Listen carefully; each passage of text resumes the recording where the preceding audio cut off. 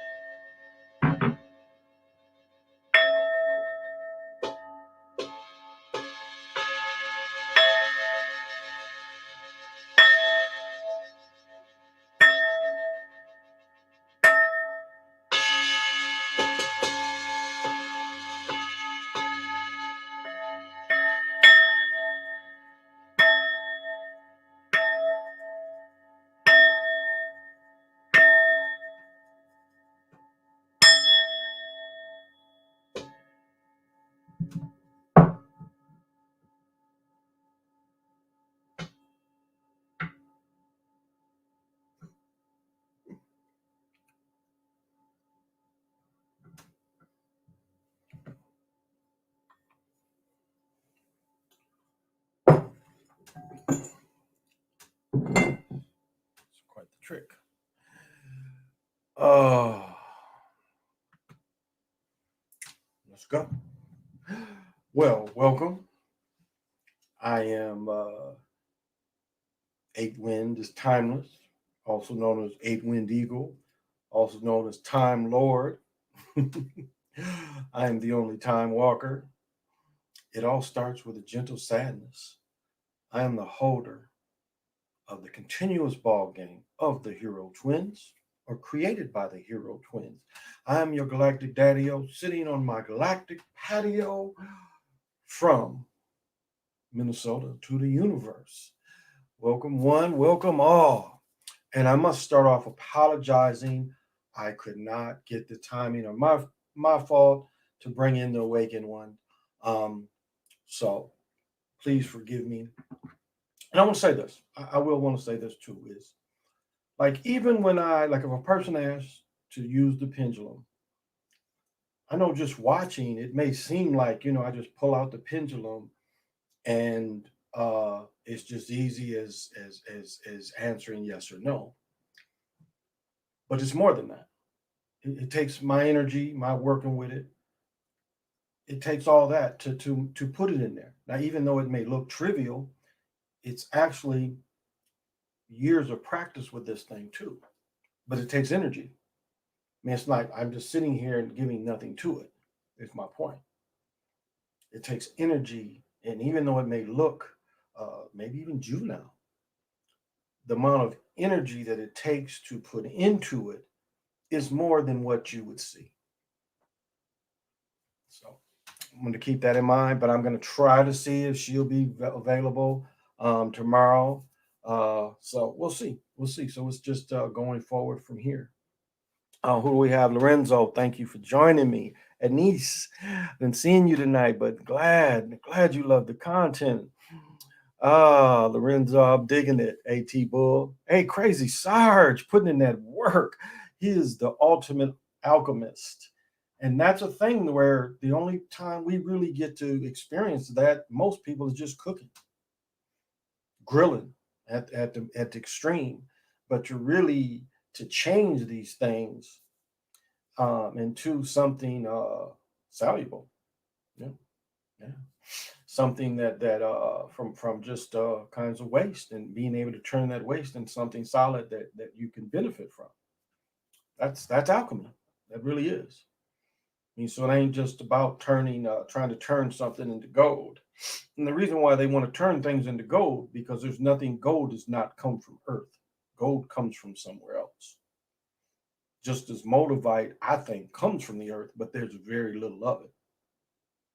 It's not abundant, and it's not because they try to hold the like the diamonds. Diamonds are abundant.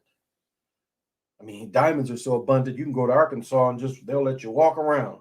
Dude found what, a $50,000 one, and people always finding quality. So, but gold is, I mean, they find a lot of gold in Australia. They still find gold in Alaska, but gold, it does not come from here.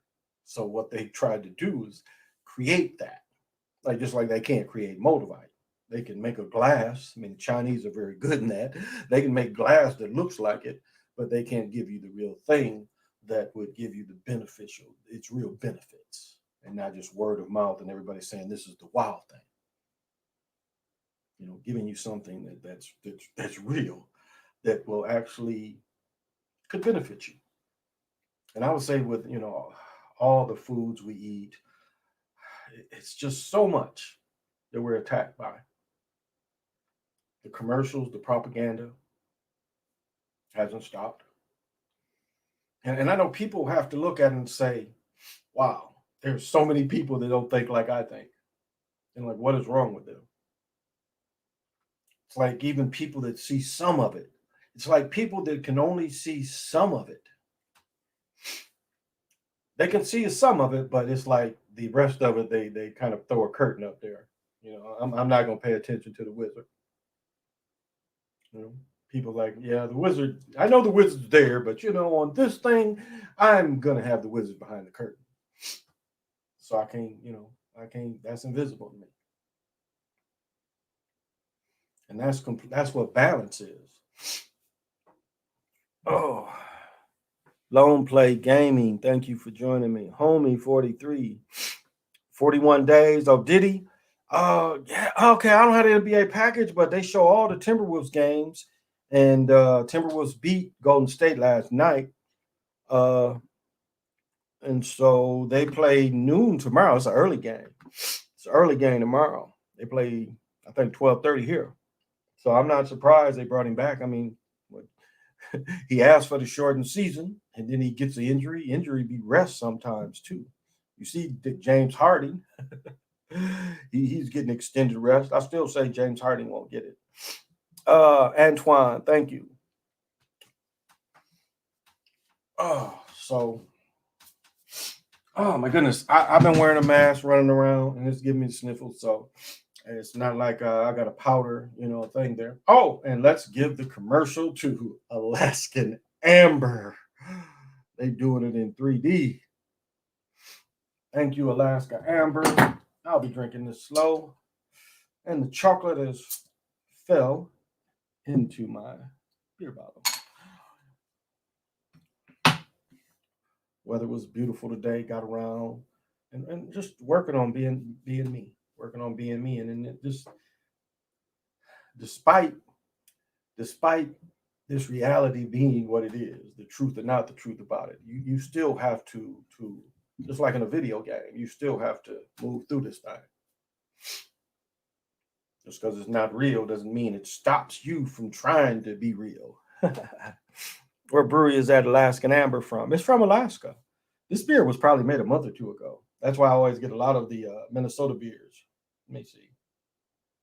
Best Buy 421, 423. Okay, so I bought this today, and it says right here, Best Buy 423. This comes from Alaska. But this bottle was probably brewed. Some have the brew date on them too. Probably was on the box. But it's old beer. That's fairly common though, that they sell old beer. Most people buy old beer, unless you're getting Budweiser, but or local beer, you get old beer.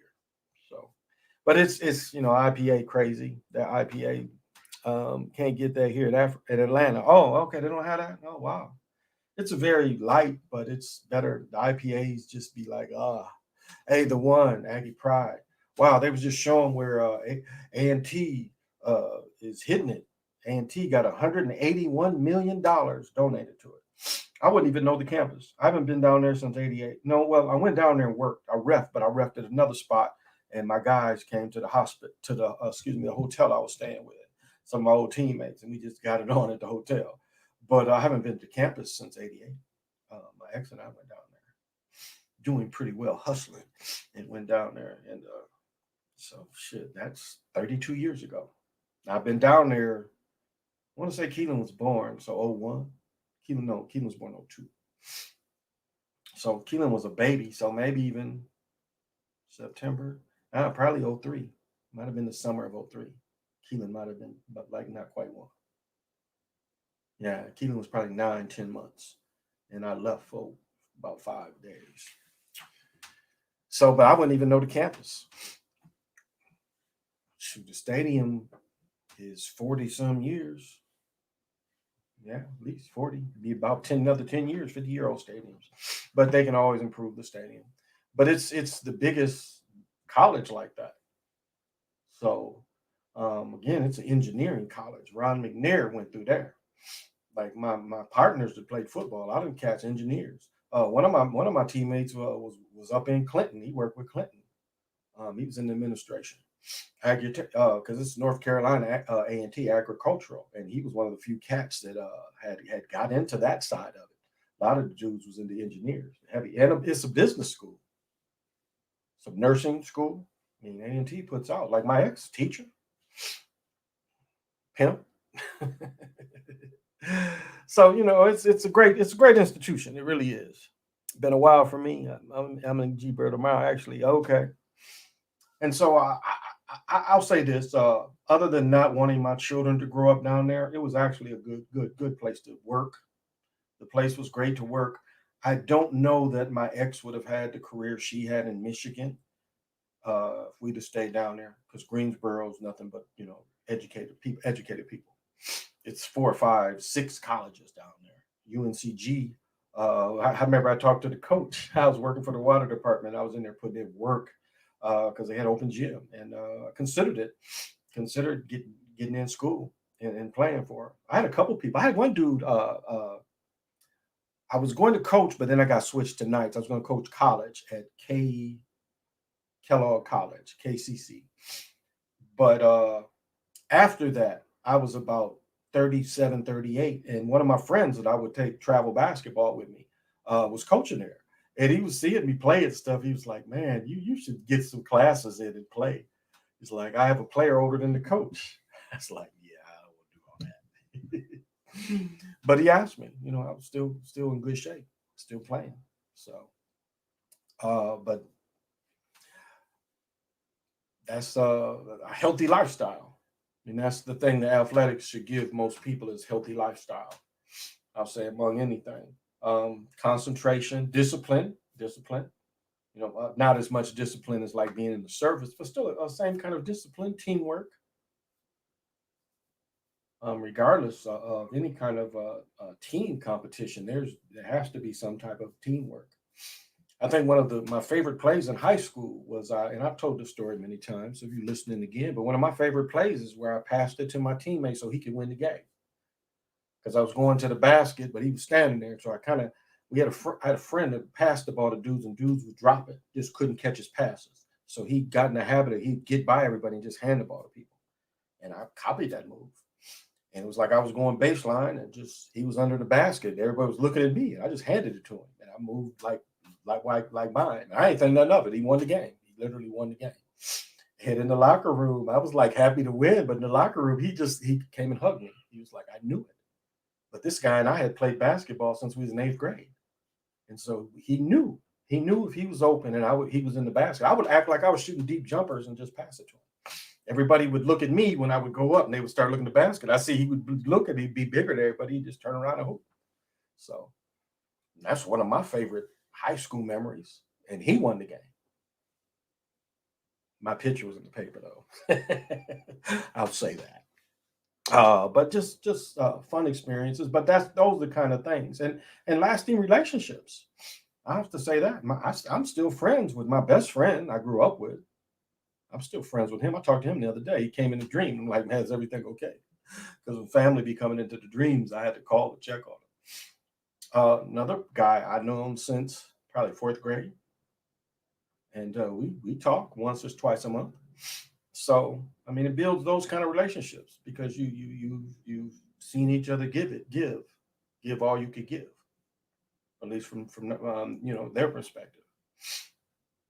One of my favorite best games was from playing horse. Dude just was passing it to me in the elbow, and he couldn't make that shot. So for almost all week up leading up to this game, that's all we did was practice that shot because he couldn't make it from either side. So I'd put him out. But we would just play horse, and I would go back to that little right there elbow and up, and he couldn't make it consistently. And then come the game, he's just feeding me, and I'm just killing from right there. I end up having like 30 as a junior. But from playing, just having fun, and we just spend so much time together. But those are the bonds. And then as you grow up, you encourage anyone like that you can. It doesn't have to be necessarily sports, but whatever their thing is, you encourage it. And I'm sorry, I'm going to be snorting and snuffing tonight. Y'all picked up my guy from Carolina today from UNC, Ryan Shakely. He's okay, okay. What position did he play? Because they picked up the offensive tackle that's the bomb. They picked up offensive tackle that's going to put in work up here. It was a good pick that they got him. I mean, they did whiff on the quarterback, but that was in the script. But letting them get him, Cousins got it some left. I mean, Cousins to me is better than Matt Stafford. Matt Stafford, I mean, it's scripted, but Cousins is a better player than Matt Stafford, in my opinion. And so get some dudes to keep people off him, and he'll put the ball there.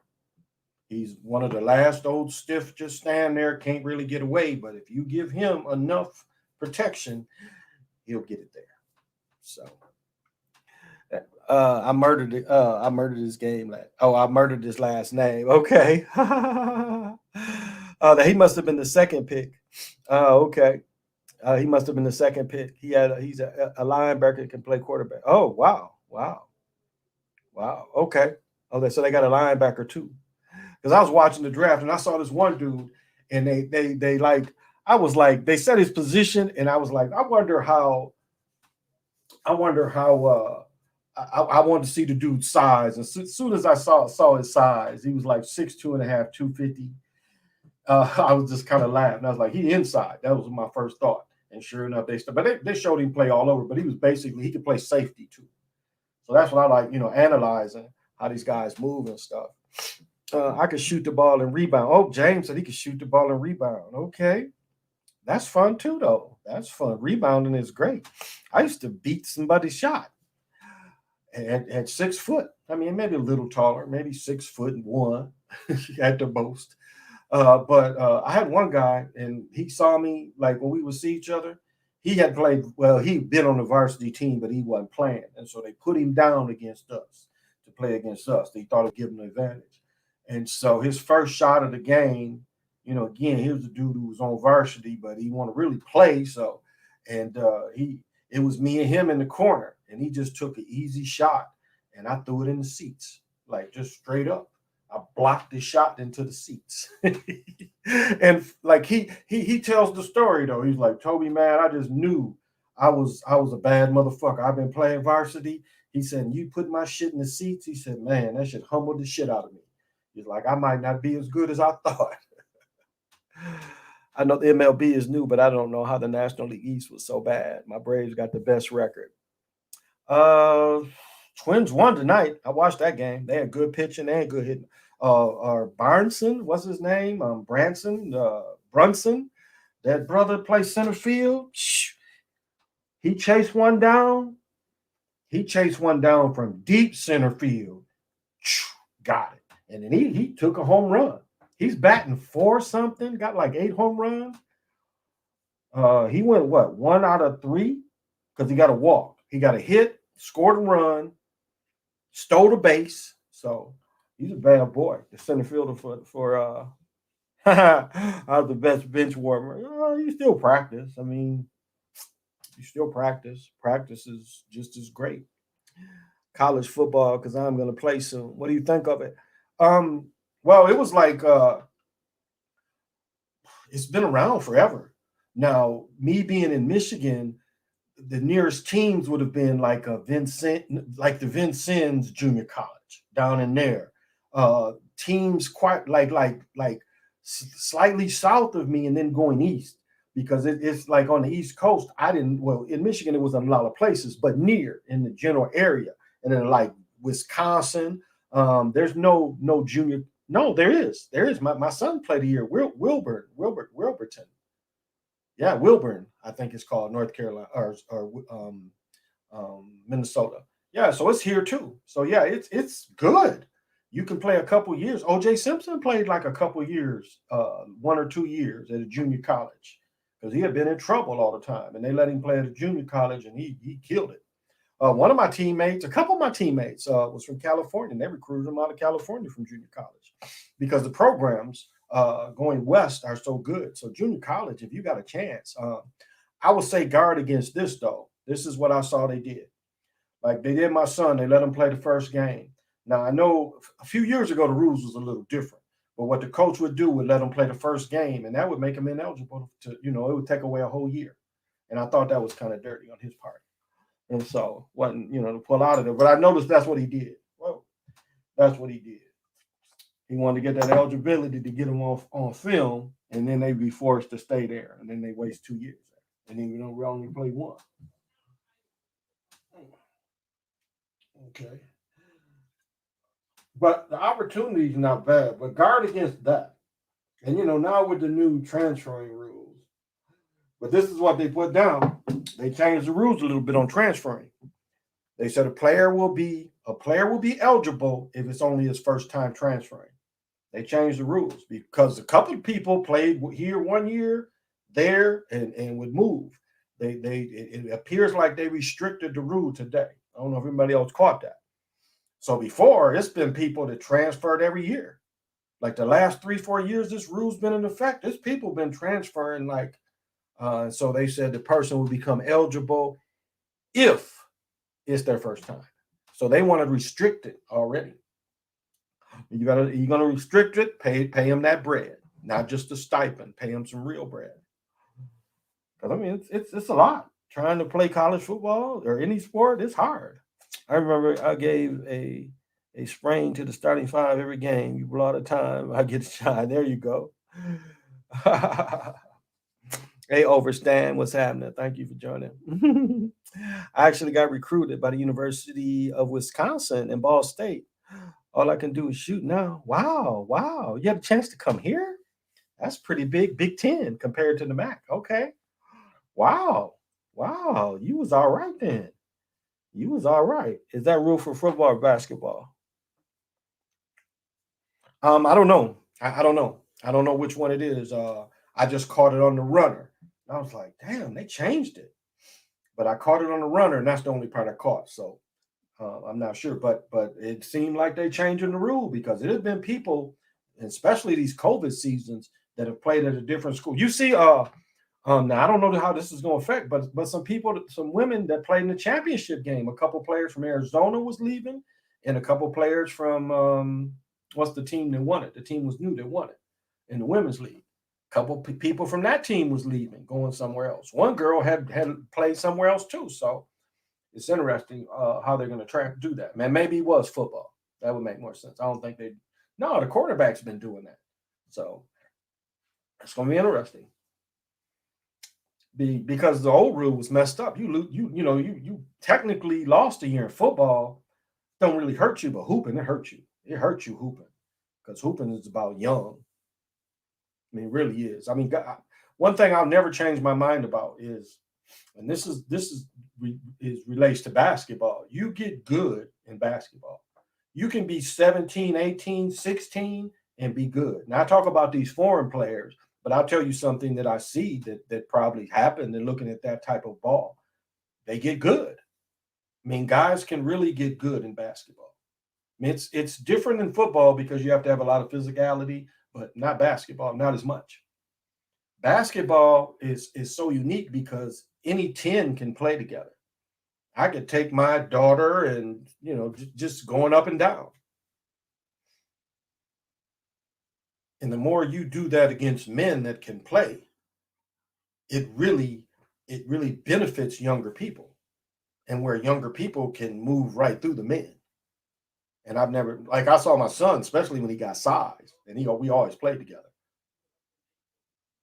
And so I understand that part. Like with Tony Parker playing pro like 13, 14, playing in one of the topper leagues. I understand that. I understand that because that guys get good young. You look. That's why I would say like one of the best games ever was DePaul playing Indiana State with Larry Bird. Watch that game. If you want to see a true game of the 70s, that's one of the best games. That was way better than when Larry Bird got beat by Michigan State. They shut Larry down. State was loaded. This was in the 90s. Speaking of try to transfer D1 from community college, trying to transfer to a D1 from a community college. Oh, that's what they put in there, Abram? Okay. That's cool, though. They should pay college players. Yeah, they should. I mean, I broke the numbers down in the NCAA tournament. They definitely should. Aaron Rodgers transferred from community college to Cal Berkeley. Oh, yeah. It's not uncommon at all. Very common now. Okay. Yeah, very common. And it's a benefit. I see that as a benefit. It was like the only basketball offers I got was Berrien Springs College, junior college. And like one assistant coach like came up to me and talked to me and said, would I be interested? And I already knew I was going to A&T, but I was like, sure, if they get in, the hoop. Because what happened to me at A&T is the basketball coach left. The dude who recruited me to do both, he left. So new coach came in and he brought about 6-7 dudes. But it didn't hurt my semi-pro career and just playing and keeping in shape. That's life. I mean, that's a part of spiritual is that's what yoga shows you, but it's more than that. Work it out in a way you love. I'll tell you something I see is addictive. And man, this lady had one. And she said she got it free. She had one of them bad electric bikes. The dudes was telling her, it was like, this one is, he said, most of them are kind of cruisers. He's like, not this one. And he's like, I heard you got it free. So I don't know the story, but they was just describing it. He was like, you got to hold on to this one. This really moves. So they seem fun. I got to go in the morning, take my daughter's bike in and get it fixed. Because they checked the tires. They said, it was like, if they filled the tires, they said, well, if they go flat, bring it back in. So I'll take it in the morning. But I was looking at them electric bikes, and some of them only $2-3 grand. But I don't know. I might ask her tomorrow how much hers was, because hers looked bad. But they was because she had put a better seat on it. And then she just gave them the other seat. The seat was probably worth $30-$40, maybe 50. I kind of chuckled. But I tell you, I saw a dude. Now I think for me, because sitting on a bike is tough, even with a good seat. I saw a dude like pedaling street level, and here people got the right of way. The bike riders, especially, the bike riders are protected like cars here, except on the highways. But everywhere else, they're pretty much protected. Like even pedestrians, you got to stop. You see people walking, you got to stop. That's just a given here. But I saw a dude going down my street on one of them low bikes. I saw a car. It looked like it didn't seem. And I'll say this. When I passed them, I lost the bike rider too. So when the car came past me, I kind of lost the sight of him as well. So I know that car didn't see him. And I'm glad he didn't get hit. But he was so low that it's like when children are little children and they're riding that stuff around, but they're so low. So you really got to watch them where they go because they're too low to be seen. And that's how I looked at that thing. I mean, he was only, man, what, 3'10" maybe off the ground at the most. That car didn't see. He lucky he was going like, that's why they sometimes they tell you bike ride with the flow, so you can see. But I know that dude didn't see him because he kind of swiveled out and then he had to veer back with that damn bike. But and the people that work, like there's a path you can take 5 miles of bike ride. So if you ride down and you ride back, you didn't did 10 miles.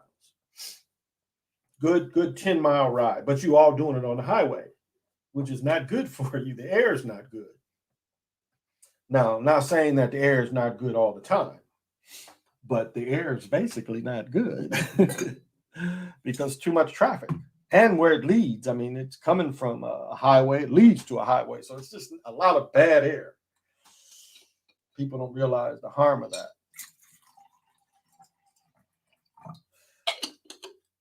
That could be harmful to you.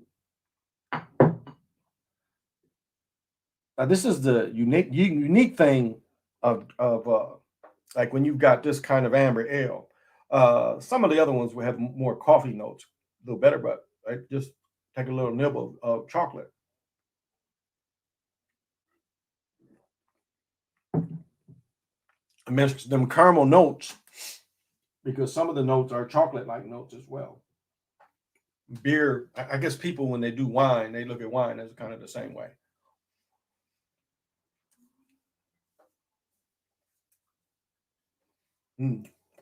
Put a little chocolate on that. Oh, let me tell y'all, and I know the people that love Courvoisier will understand this story. So I have this Christmas package thing that's Hennessy.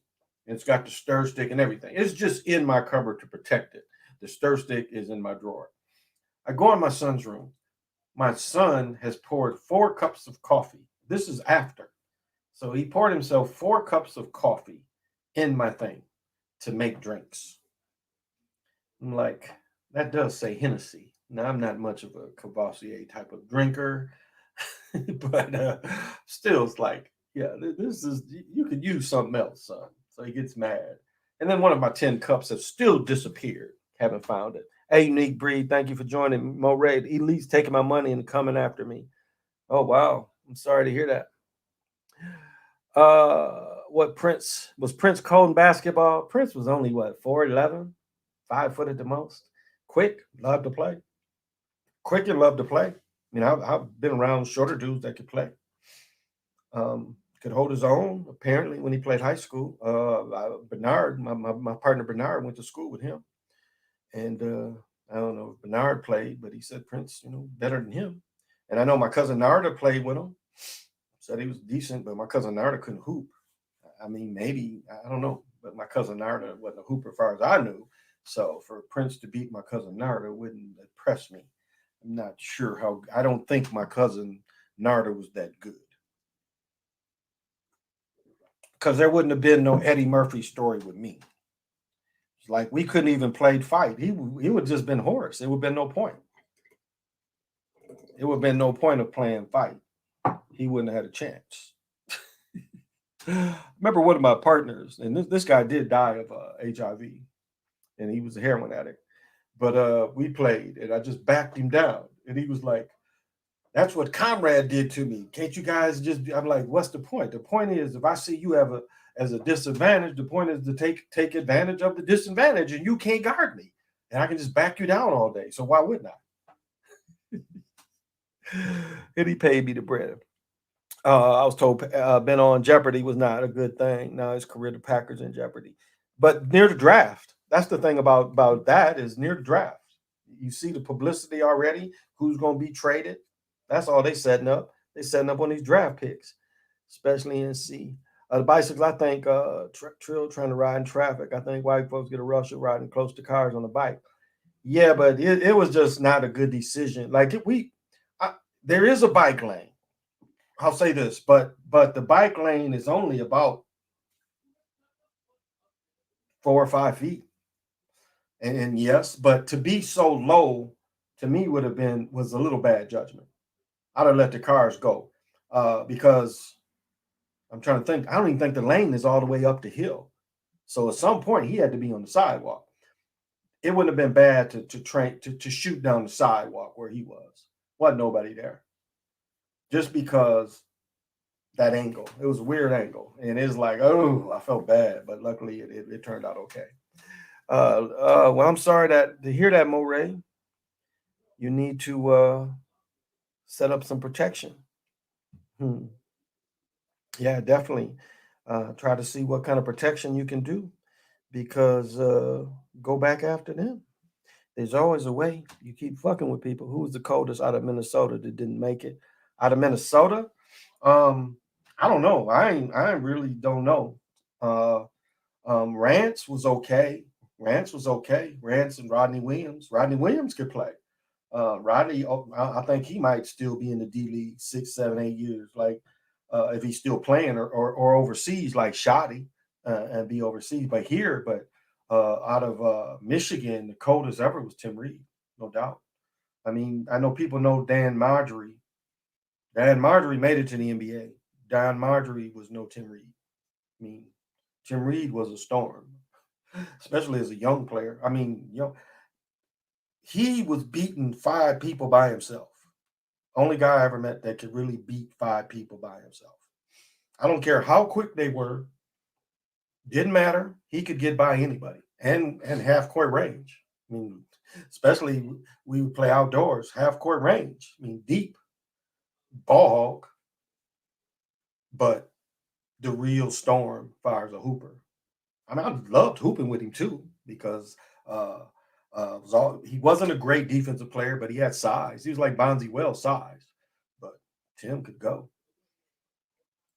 And he was like part of the guys that was part of that took me in. Like when I played winter ball, when it was like, man, you play with us in the summer, and Tim was one of their guys, and so we played the first couple summers of semi-pro. Tim could play. I enjoyed playing with him. If he missed, it was right there on the boards. Always everybody was paying attention to him, so I didn't mind. One game, Tim had 50 something or 60. Footers had 44, and I had like 28. This is one team.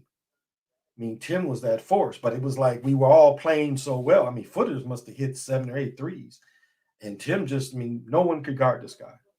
Could literally get by 5 fast, strong, athletic dudes. Now, you can't keep playing like that forever, but he was probably the best I saw that didn't make it. I mean, it was some other dudes. Like my friend Eddie Boyd, best defensive player, best ball handler by far. I mean, Eddie, again, like I was saying, Eddie could get by people and just hand them the ball. He would get by everybody, and if it was an open big man right there, he would just hand it to him. And that was one move I've even used today. I mean, just get by people, and because they would flub his passes, because he played with dudes that just wouldn't pay attention. And he got to the point where he could just get near and just hand it to him. I mean, literally get by everybody and just hand it to the guy under the basket. The guy would take it and score.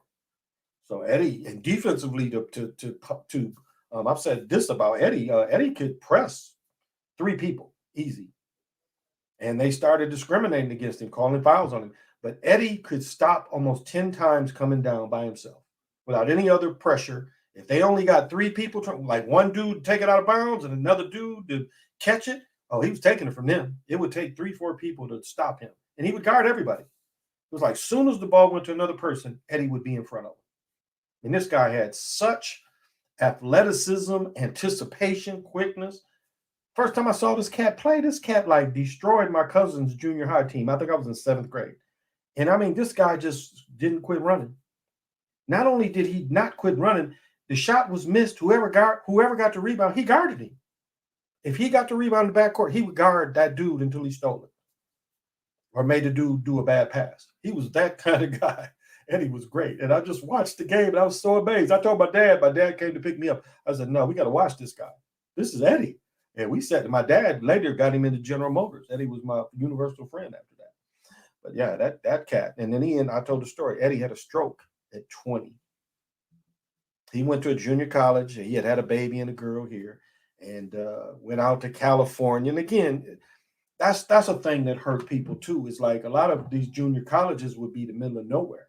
Like we sent a couple dudes the middle of nowhere, and a couple dudes had rape charges. Middle of nowhere, little they stay, and this is how that goes. It's like these little colleges, and they rent these houses, and they use these little houses as dorms. And guys getting caught up because, going to women's houses and stuff, little towns they in. And so a lot of guys would get caught up like that. And but it's like not necessarily like with him, but like I had a friend working on her master. She took some master classes at Iowa. She got her master's at Iowa. And she was just saying it's, no support, no, even the type of toiletries that I need. And this was before Amazon. So like I had to go somewhere else, but it's just, it's isolated. It's really isolated in some of these places in the Midwest, used to be. And you got a guy from, used to being around culture, and all of a sudden you're isolated. Some dudes would make some pretty bad mistakes, just not experienced in life. Now, you could, and yeah, you could say, well, there's something wrong with them. They went somewhere and raped a girl, but we don't really know the whole story. And I'm not trying to give them an excuse, but it's a lot of that, is okay until they got caught.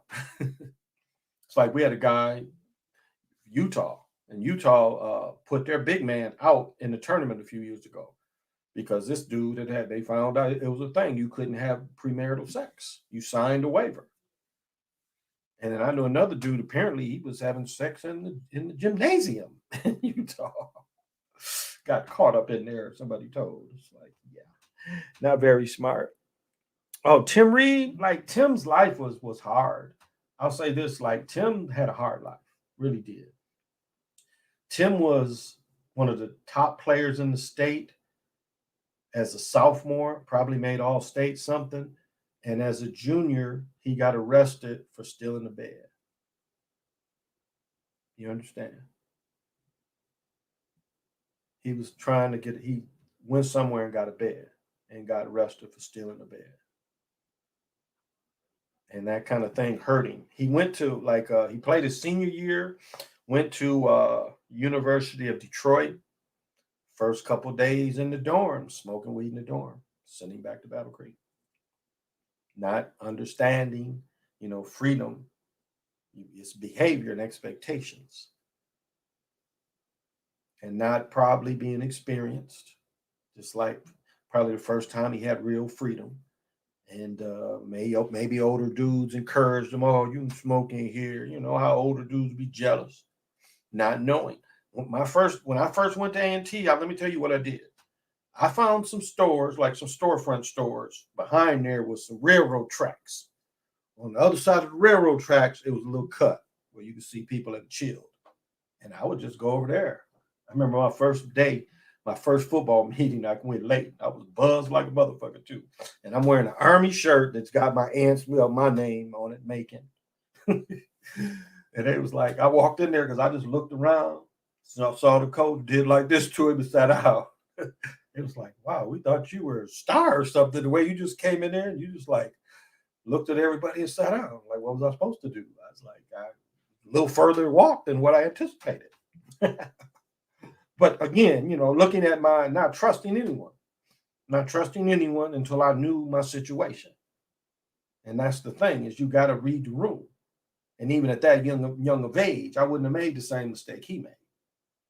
I ain't trust nobody like that.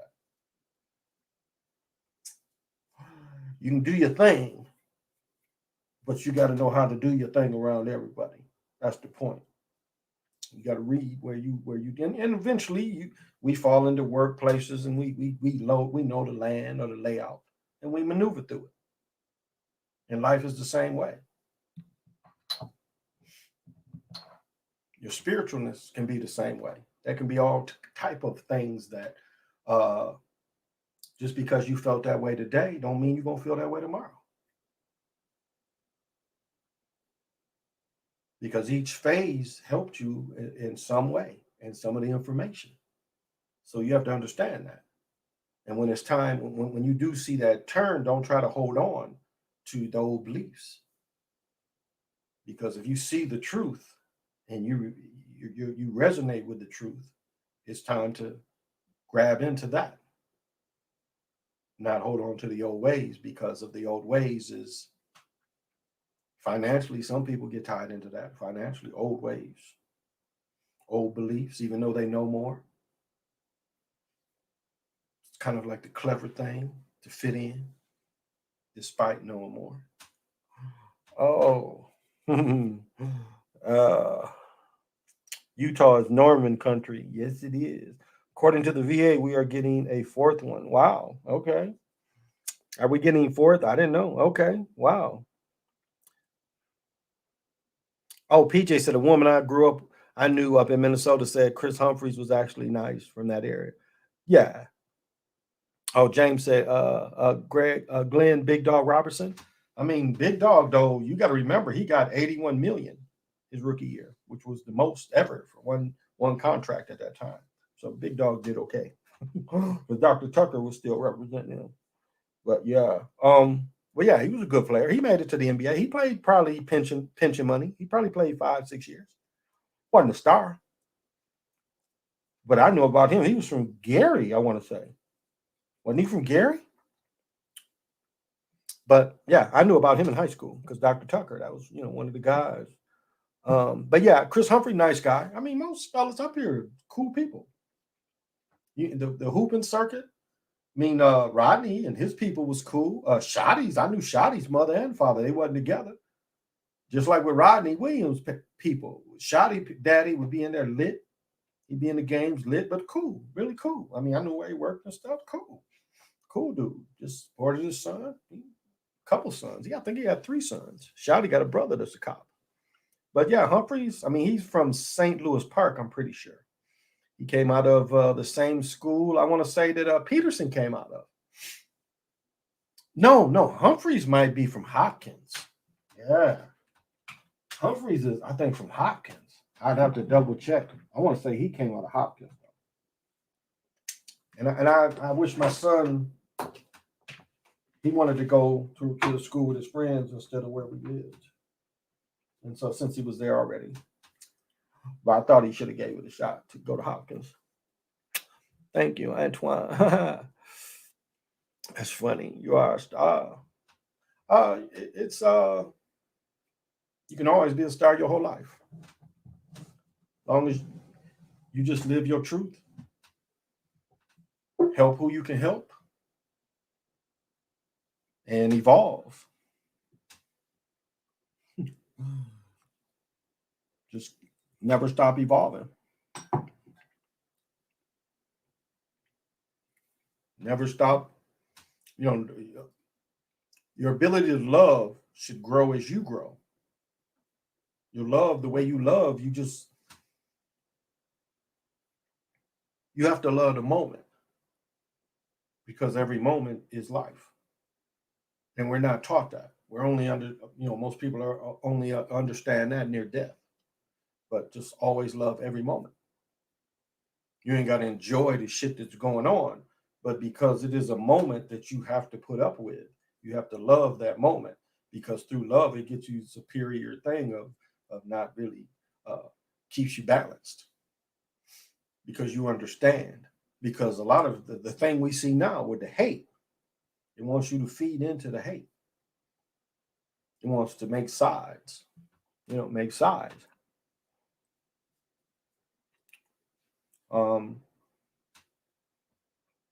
So it's like the way I look at it is again, the information, but a lot of people don't understand the information. I'll say this: a lot of people don't truly understand what's going on.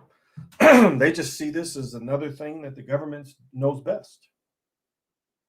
That's what a lot of people look at it. The government knows best. And so you can't really rationalize or even try to save people. And definitely, I agree with Sly. Shame them. Why would you want to shame people? You have to let them go. Move on. As the thing keeps going, keep stating your point and just move on. Do I still hoop?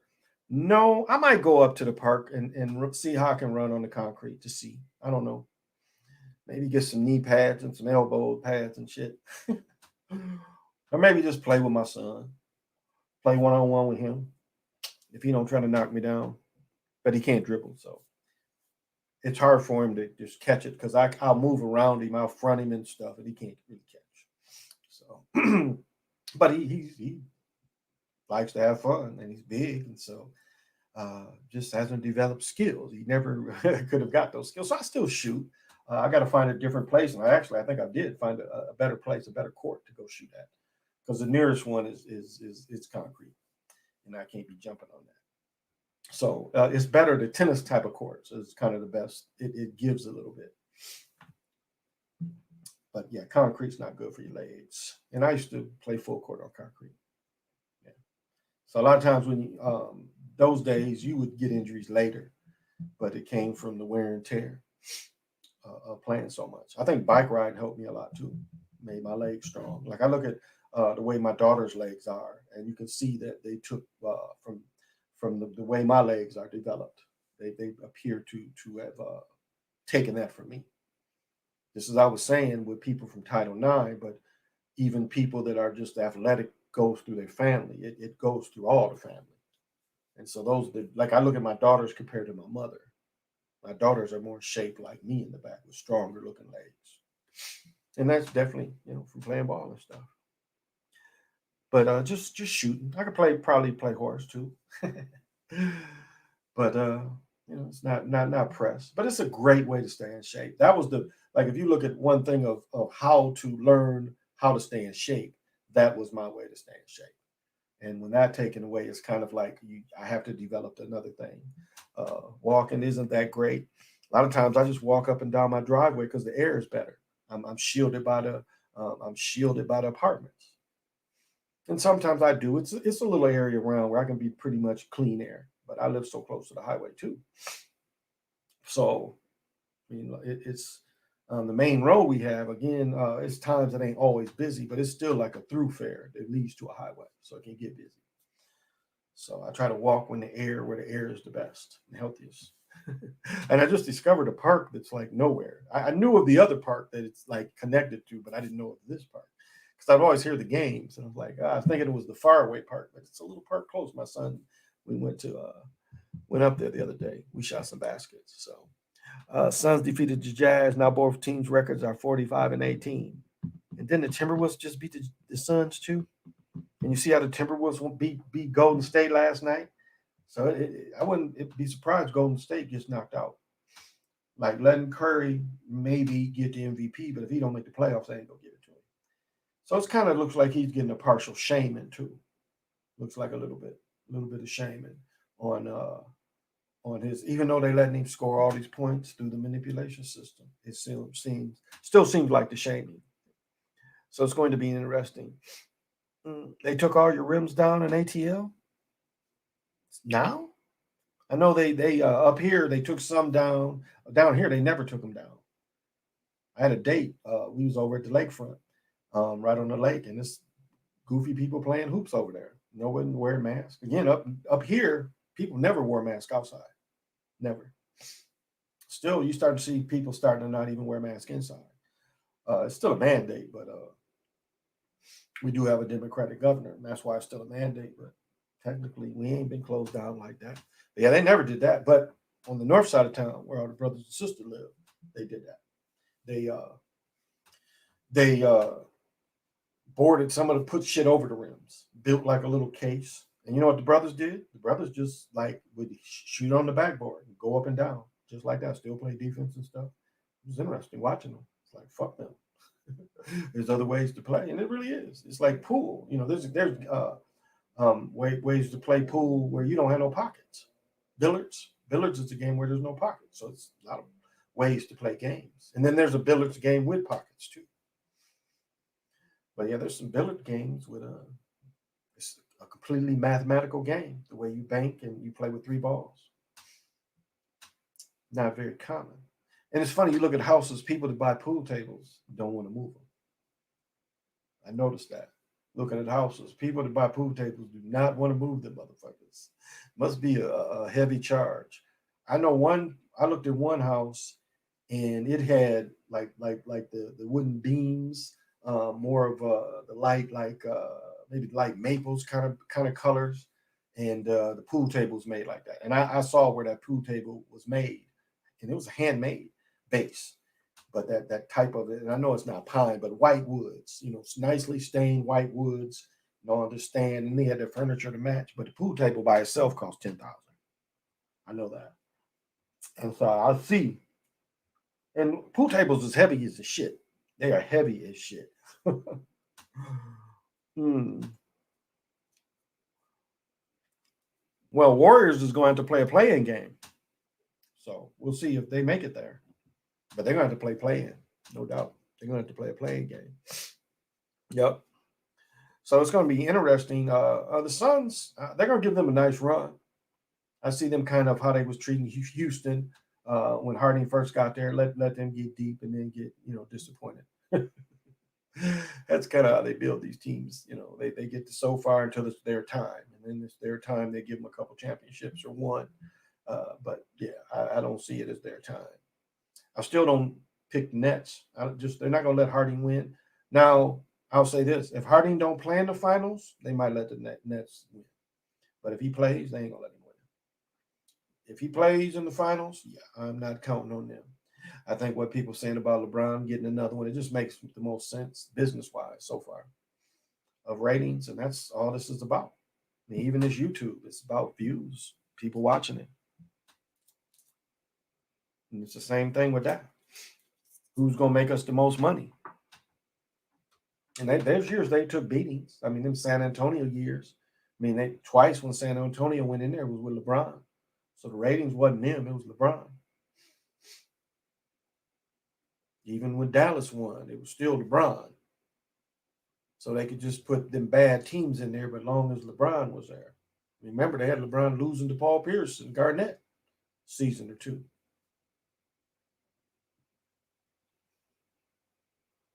And Paul Pierce, judge his career, he played on some bad teams. He played about 5, 6 years bad teams. I mean, really bad teams. He played with Antoine Walker. They had bad teams. They thought they were going to get Tim Duncan, I think, in the draft. There was a 30 for 30 or something like that. And Paterno, they didn't get Duncan. So Boston never turned it around under him, cost him his job.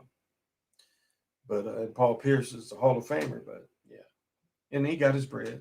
You got to hand it out to him. So I don't know. I don't know. I don't think the Warriors is gonna. It's gonna be tough for them to make it. That win by the Timberwolves. And for some reason, I don't even know if they're letting the Timberwolves win to trade draft picks. They've won like 4 in a row. When they crowned a new champion, though, only odd thing that Toronto won in between. Yeah, that's kind of that's the way to look at it. And Toronto ain't even in Toronto right now. They're trying to figure out how they're gonna do the National Hockey League. Because right now probably the Wild are playing the Yellow Jackets again. They played them last night. They didn't play them the last 2 nights. They do the home and away thing. Since this COVID, the way they've been playing, I disagree with the ratings. I like people are tired of LeBron. Last year's finals was the worst ratings in the finals. Yeah, woke. All of that though, all that bubble. It wasn't just the finals; it was the whole bubble. Was the worst basketball. So it went with all that. All that was just a lot of people didn't even. It's the thing that it should have showed people is how fake it is, how staged it is. That's what to me I was like, wow, people have to see how fake that this is not. This is performed for the camera, not performed for the fans because people there. No, this is performed in front of the camera. And if you watch a game, the games are very controlled. Anybody's been to a pro college game, football game, or basketball game, you know the TV timeouts, like especially football. If you had a live game, college, a major college, and a pro game, you just watching them stand there, and you know it's TV timeouts. So with no fans there, you see it's just completely scripted, completely scripted. So yeah, it was all of it. It as a product, it wasn't a good product. I mean, wrestling showed them all that you could still, and I that's what I loved about the wrestlers because wrestling was set for that because everything they do is theatrics for the camera. And yes, they interact with fans, but I mean, they have a script already going. So wrestling was made for that, not to have the fans. I mean, that's obvious. That's what I enjoyed it because they did what they always did, just minus the fan interaction. But this is what this is how it is all the time. And then that's why the other sports was like, well, we need to get what because they showing it. But the point was, it was so good because it's always just mostly for the camera. Where the other sports, they try to pass it like they real. People will still bet on them. I mean, they admit that the sports are rigged. They still will bet on them. Spurs are falling off. Popovich needs to hang it up. They let the Celtics come back, 32 points on them. They're going to probably end up giving that to Becky Hammond. I think that's why Tim Duncan quit. Yep, very staid. You still sticking with Philly or got Lakers now? I still put them in the finals. It's still the highest rating game. Still the highest rating 2 games. The Christmas game and the game when they played a few weeks ago. Probably a month or so now ago.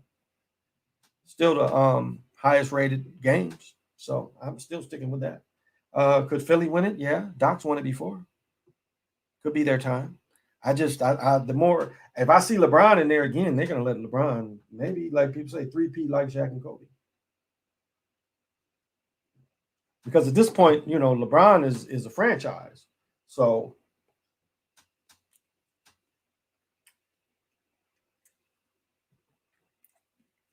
but well, I'll say this.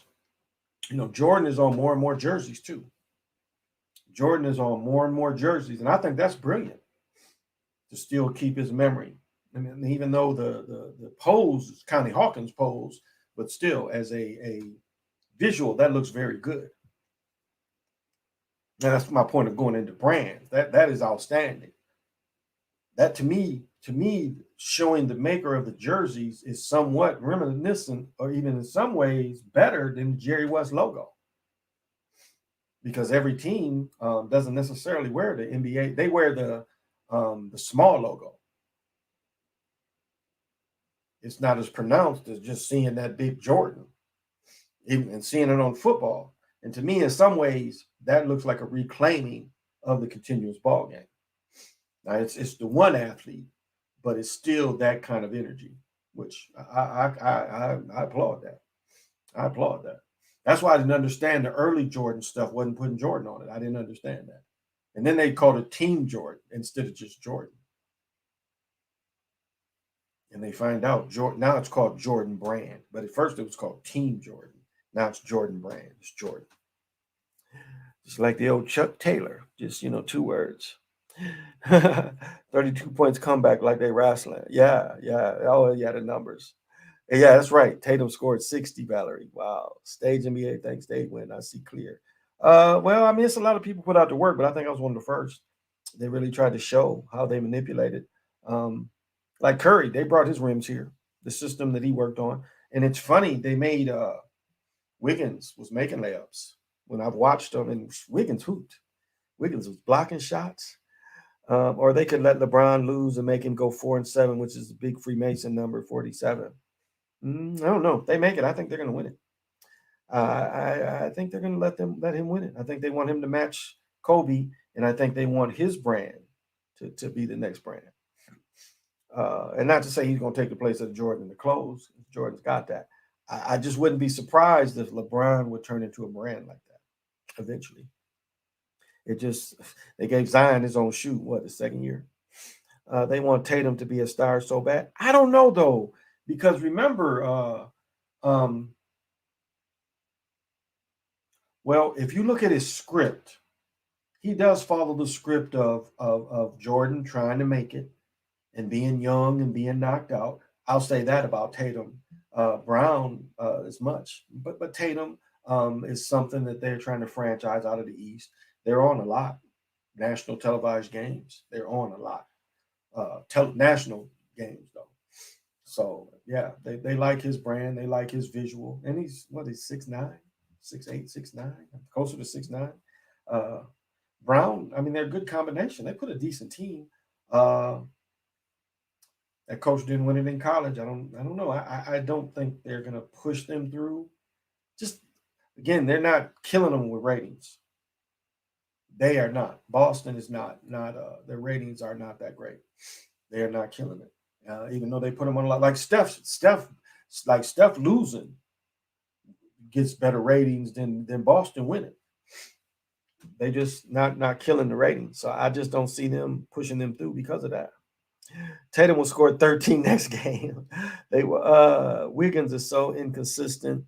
He has no bag at all. Lots of power watching him play. And Curry don't match. Him and Curry don't match. I don't know. I think, well, like he's solid on defense. I mean, maybe inconsistent on offense, but he's gotten solid there. He's really been he complements Green. He really does, because as a defender, he can block shots. He can be somewhat of a rim protector.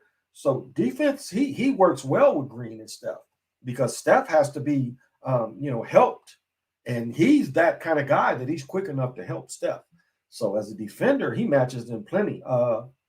Offense, he seems more engaged. I mean, last night again, coming back here, he seemed engaged. I watched, I don't know, like this cat, he would play a game where he had 20 points and about 8 rebounds, but the times he made them points, it didn't really matter. It didn't have a great impact. And even though he had a good game, he really didn't impact the game. And I think that's been the knock on him. And they said this: if he wouldn't have been the number one pick, maybe expectations wouldn't have been so high. But he played a lot of. Now, he played better than Christian Laettner, but in some ways, I could say the same thing about both of them. I really could, because Christian Laettner wasn't Larry Bird, and that's what they anticipated. But he was a solid player. He was going to score about 14 and get you 11 plus rebounds. So Wiggins probably had a better career, but games similar as far as the impact on the game. Laettner wasn't doing it at the end. And, but I think he's played well with them. I'd have to disagree. I think they fit together. Yeah, they want to be a bust, I can tell. Jay Corey. Yeah, I mean, somewhat. But I like his game with him. Oh, I do. So I have to disagree. I think he fits in. He fit in better than Russell fit in. Russell really what helped Russell, though, is it taught him to be a better off-ball player. He benefited from that.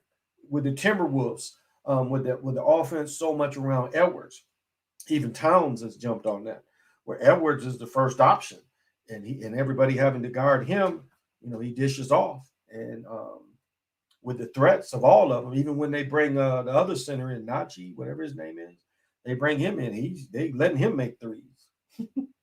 So I think they're trying to get them in the second to last position, but they ain't going to make the play. What do you think about Jay Morant? He seems to be on the rise.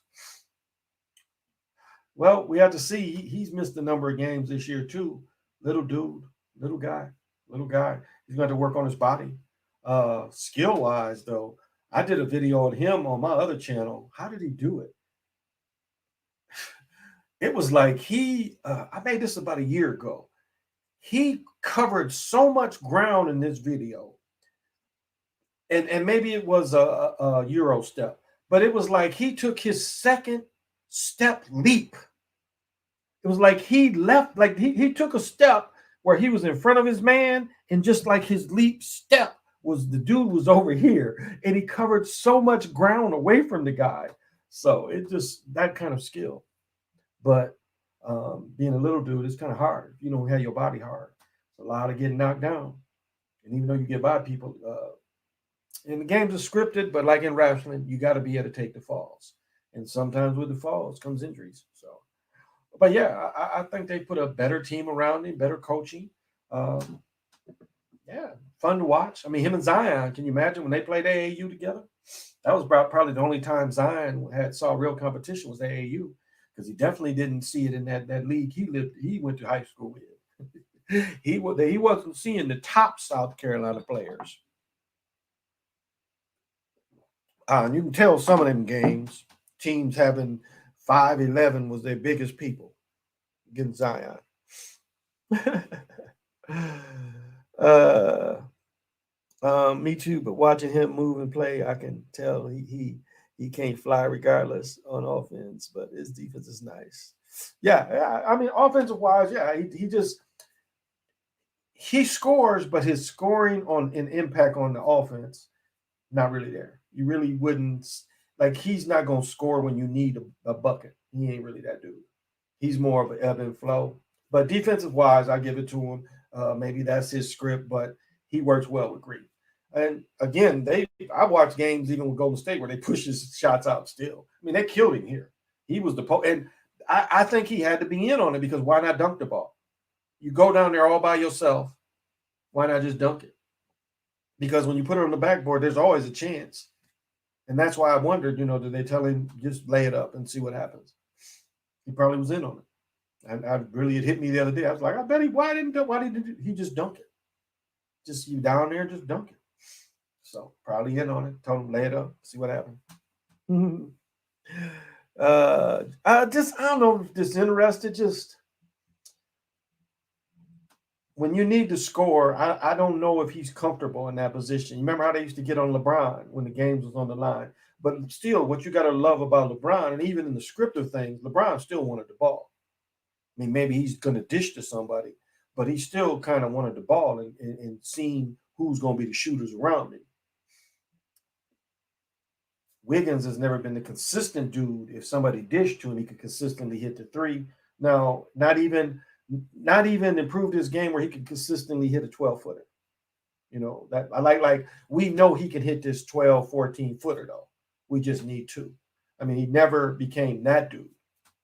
And you got to look at running the offense. The coach might not call the play for him. And the guys probably didn't have the confidence that he would be the dude that would make that too. So, yeah. And like not an impact on the game. Yeah, you got to go hard, Dr. Sinister. You got to go hard in the paint. Yeah, you do. I agree. Wiggins, especially when he left Butler, punked him, let Butler punk him. And Towns, yeah, Butler went in and punked them all. They said Butler was in there hooping with a Rolex on. Yeah, you do. You do got to go hard. Wiggins and Curry make the playoffs only because Curry's ratings. I don't see San Antonio Grizzlies making it. That could be that they win the play-in. Could be. That wouldn't surprise me. That wouldn't surprise me. And then get past Phoenix, something like that. That would to me would make more sense. They are, and then Wiggins is hitting them shots. I could see that. I could see that possibly happening, but I don't know. I just looking at everything else. He ain't really losing ratings, but he ain't killing it either. Even the scoring is not bringing the interest they thought in him. That's why you've seen this slide. Still not bringing the great interest in him. People still want to see when LeBron come back, the impact that's going to have on the games moving forward. But they said something that I've stated many times when they talked about the children in the auditorium. They said something that was his point, his point and Young's point. Said this. They showed some children wearing jerseys. One son and mom both had on a Steph jersey. I doubt they was from California, but they said what Steph does is makes all these little boys think they can make it to the NBA. And I said that on my other channel years ago. That was his point, to make, they're getting rid of the bigger dudes, the 7-footers. I mean, slowly they are putting the 7-foot game out of the game. Saying you too. Remember Isaiah Thomas, his rise, that little rise he had with Boston. That dude ain't but 5'10". He taller than Nate Robertson. Nate Robertson, another cat, so. But that's Steph's thing. Make more, more boys think they can make it, not just be tall. Butler was punking their asses. Yeah, he did. But if you imagine Rolex on and you hooping and killing them and you talking shit to everybody, you better trade me. I'm going to do this every day. They said he only scored like once or twice, but he was D'ing on them, getting rebounds, checking their asses, talking shit to them. They didn't know what to do. And it could have been all staged too. I mean, like now Rodgers, the timing of Rodgers being talked about wanting to leave around the draft. That's not a coincidence. Some kind of way, one of these picks is going to be into that, bringing Rodgers somewhere. Watch. I don't know who it is, but they're going to use Rodgers in one of these drafts picks because they're going to give Rodgers the thing now to fire. Rodgers is going to probably bounce around the two teams. They're going to definitely do that to Cam. Cam going to be with another team now. They brought that other quarterback in.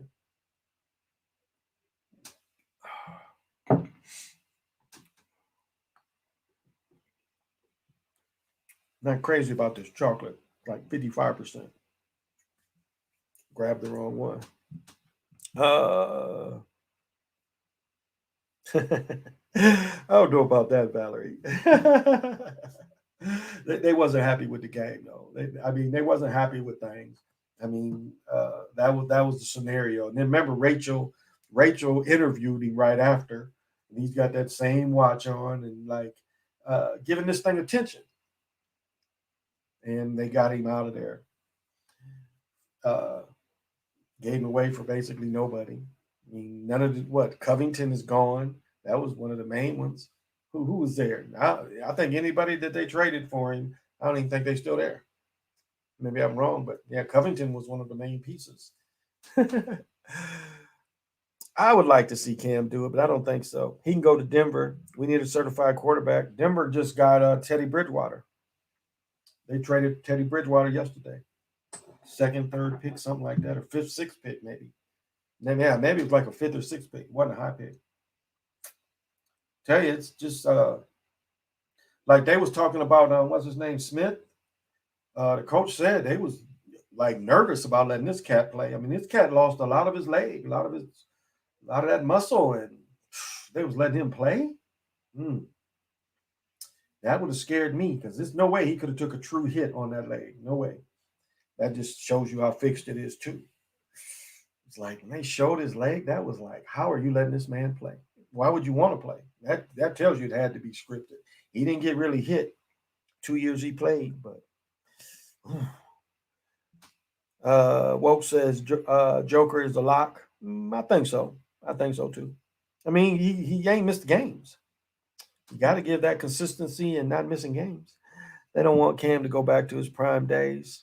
That play, one of my shows that did about 20-some thousand views was Cam taking that hit from J.J. Watt brother, where he purposely injured Cam. I mean, purposely injured him.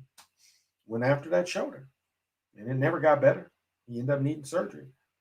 But I mean, it was his message. It was his message to him, and we've seen that. I've showed that 50 years ago with Gale Sayers. They've been purposely hurting people. Dick Buckus went through the same thing, where they used to have that old rule where one block him high, the other would come take his knee out.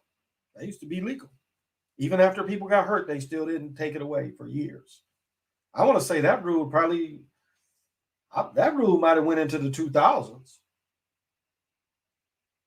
that you could do that. I don't think it's been that long ago that you couldn't do that.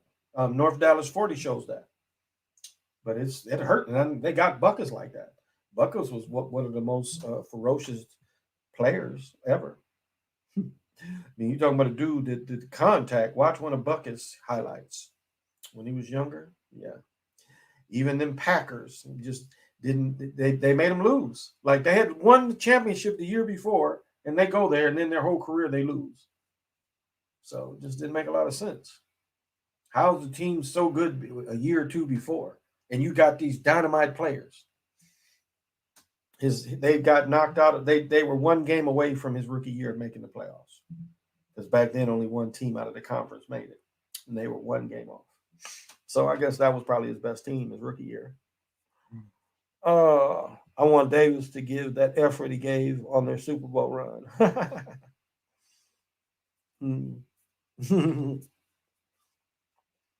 I'd like to see that effort too. TJ Watt. Yeah, I think it was Valerie. I think it was TJ Watt. I think TJ Watt was the one. But that was one that some reason they let that video do good.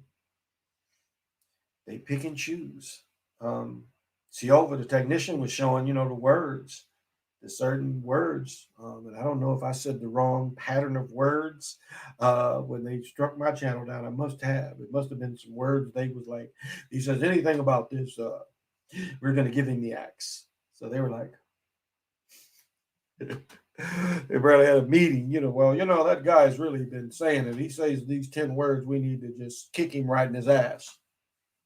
So you stay up and watch him, he's late, and you take every word he says, and if he says that wrong word, you just kick him square in his ass. Give him the Google kick in the ass. Oh, they do. Oh, you meant Von Miller? Okay. I want Von Miller. He gave their Super Bowl. Yeah, he hasn't played well. Hey, greetings, Barbara. Thank you for joining me.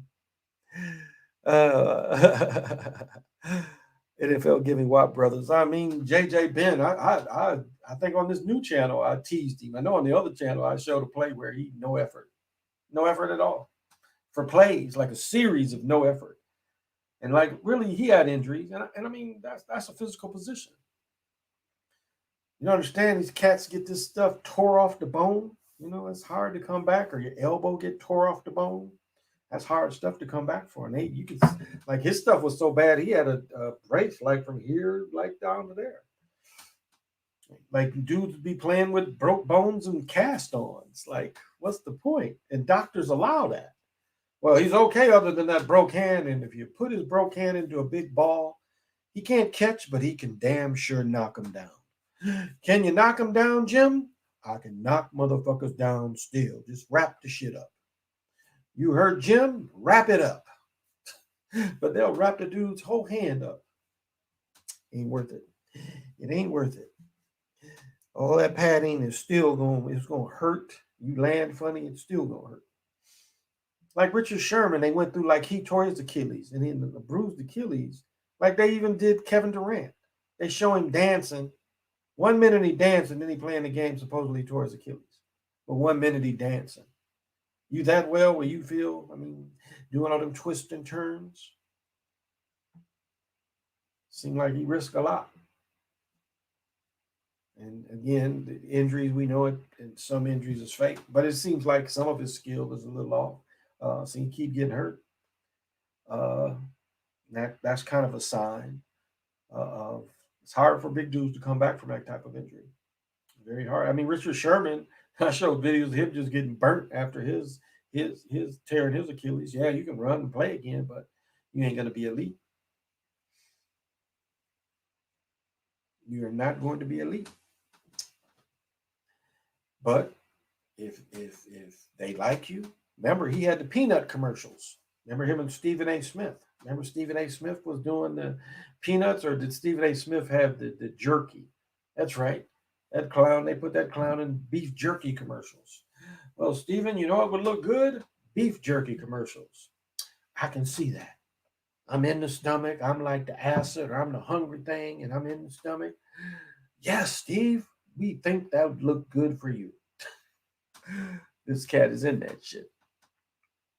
Monkey see, monkey jump. But these are roles that people have to play. So the limelight ain't always good. Oh, let me tell you what I caught. It's a brother's channel. And maybe it's Comedy Hype, maybe not. But they were showing where Richard Pryor, this is something he had to have wrong. So when Richard Pryor set himself on fire, Richard Pryor's feed basin, and, just fuck it, 151, and I don't want to do it. So the dude said, his bodyguard said he ran by him and he got out the way. But this dude said that Richard Pryor climbed a 6-foot fence gate. He had a gate. This gate might have been 7 foot. I don't believe that. The dude on fire going to climb a gate 7-8 feet. Now, if they would have said he leaped over it, that would have made more sense. But I'm like, wait a minute. There's no way a person, even in your upper body on fire, you're going to climb that gate. There's no way. No way. Your hands would start giving because the skin is burning. So how you really going to hold on? Remember when we were soldiers, they showed the old guy get napalmed? And I know napalm is a lot more than the 151 and just a lighter. But remember how they tried to grab his legs and they just melted off? Well, he was on, all of this was on fire. With that alcohol just getting oxygen, nothing there to put it out. How did he grab on and climb this fence while on fire? I didn't believe that part. I'm like, yeah, I think you made that shit up.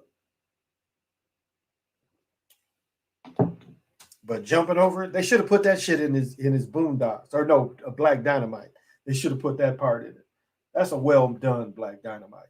They call him Richard Pryor. They don't just call him Rich. What did he say when he was talking to the crack pipe?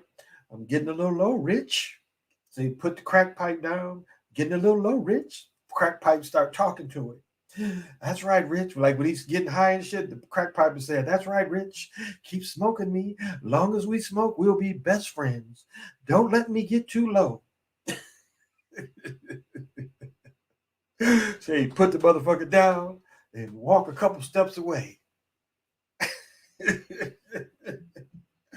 Have to go pick the motherfucker up. And this is what's so funny. I've watched people like that be in trap houses and watch people do that same behavior.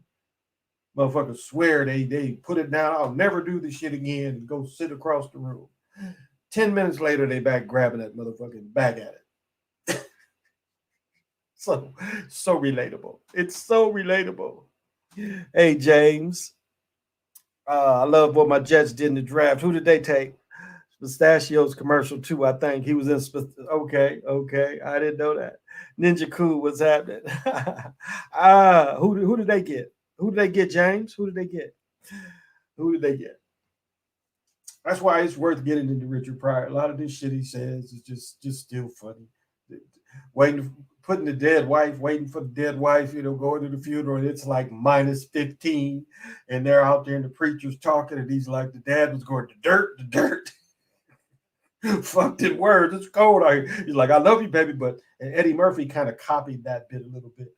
He's like, I love you, baby, but goddamn, the dirt, get to the dirt. I mean, that kind of humor is just it transcends time and space. Just that kind of comedy, those funny stories that he told. And Red Fox, like Red Fox is tragic. He really is tragic. They hounded him just as much as they hounded Joe Louis.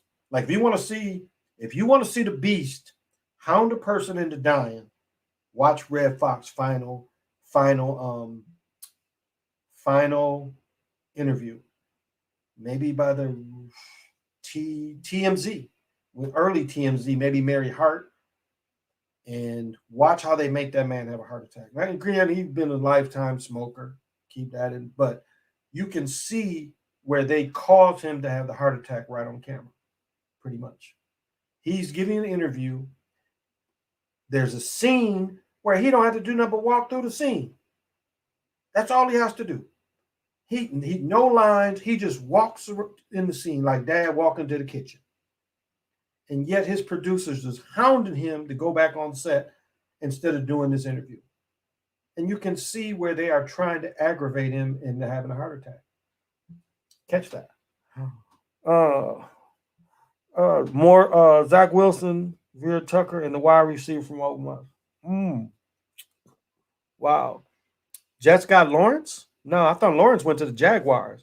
The Jaguars got Antoine and Lawrence. We got Antoine. Antoine gonna be something nice. Zach Wilson, Vera Tucker, and the wide receiver from Ole Miss. Okay. More from Ole Miss. Okay. On YouTube, Ed Eyes. No, thank you for joining me. I was watching a skit with Rich and young Robin Williams. The skit was in the 70s. Oh, you're wrong. Yeah. He went to the Jaguars. Both Robin Williams and Richard Pryor killed it. The one with him and Chevy Chase, though, where they're saying all the words. He was like black, white, and then he was like tar baby, and he'd go Peckerwood, and he would go a spear chucker, and he goes cracker. Then he says he says something, and he goes honky, and then he says something else, and he goes honky honky. That shit is funny. And then he says nigga. Chevy Chase says nigga, and he says dead honky. That shit's funny too. That was one of the first Saturday Night Lives. I think the very first Saturday Night Live was Rich, and Rich killed it. The shit where they are doing the exorcists. You know, they put two black ministers doing the exorcists, and he goes, "The bed is on my foot." They was making fun because they got the bed flying, and the bed comes down. He's like, "The bed is on my foot." That shit is just funny, and I love laughter. That's why I watch the Craig Facts. I mean, Corey at times is funny. Craig Facts and them, though, they're funny all the time. They just talk shit about each other. It's funny. It's funny. It's funny. I like that cleverness of, like they say, playing the dozens. That's kind of like it is. It goes back to the vaudeville, being in a circle, playing the dozens. That's where they talk about playing the dozens comes from. In vaudeville, 12 people would sit in a circle and just talk about each other. That's why they call it the dozens, playing the dozens. But it's like going back and forth, talking about each other, belittling, blackface, already blackface, belittling each other to the behest of the European audience. But that's where the dozens come from, if y'all ever heard of that.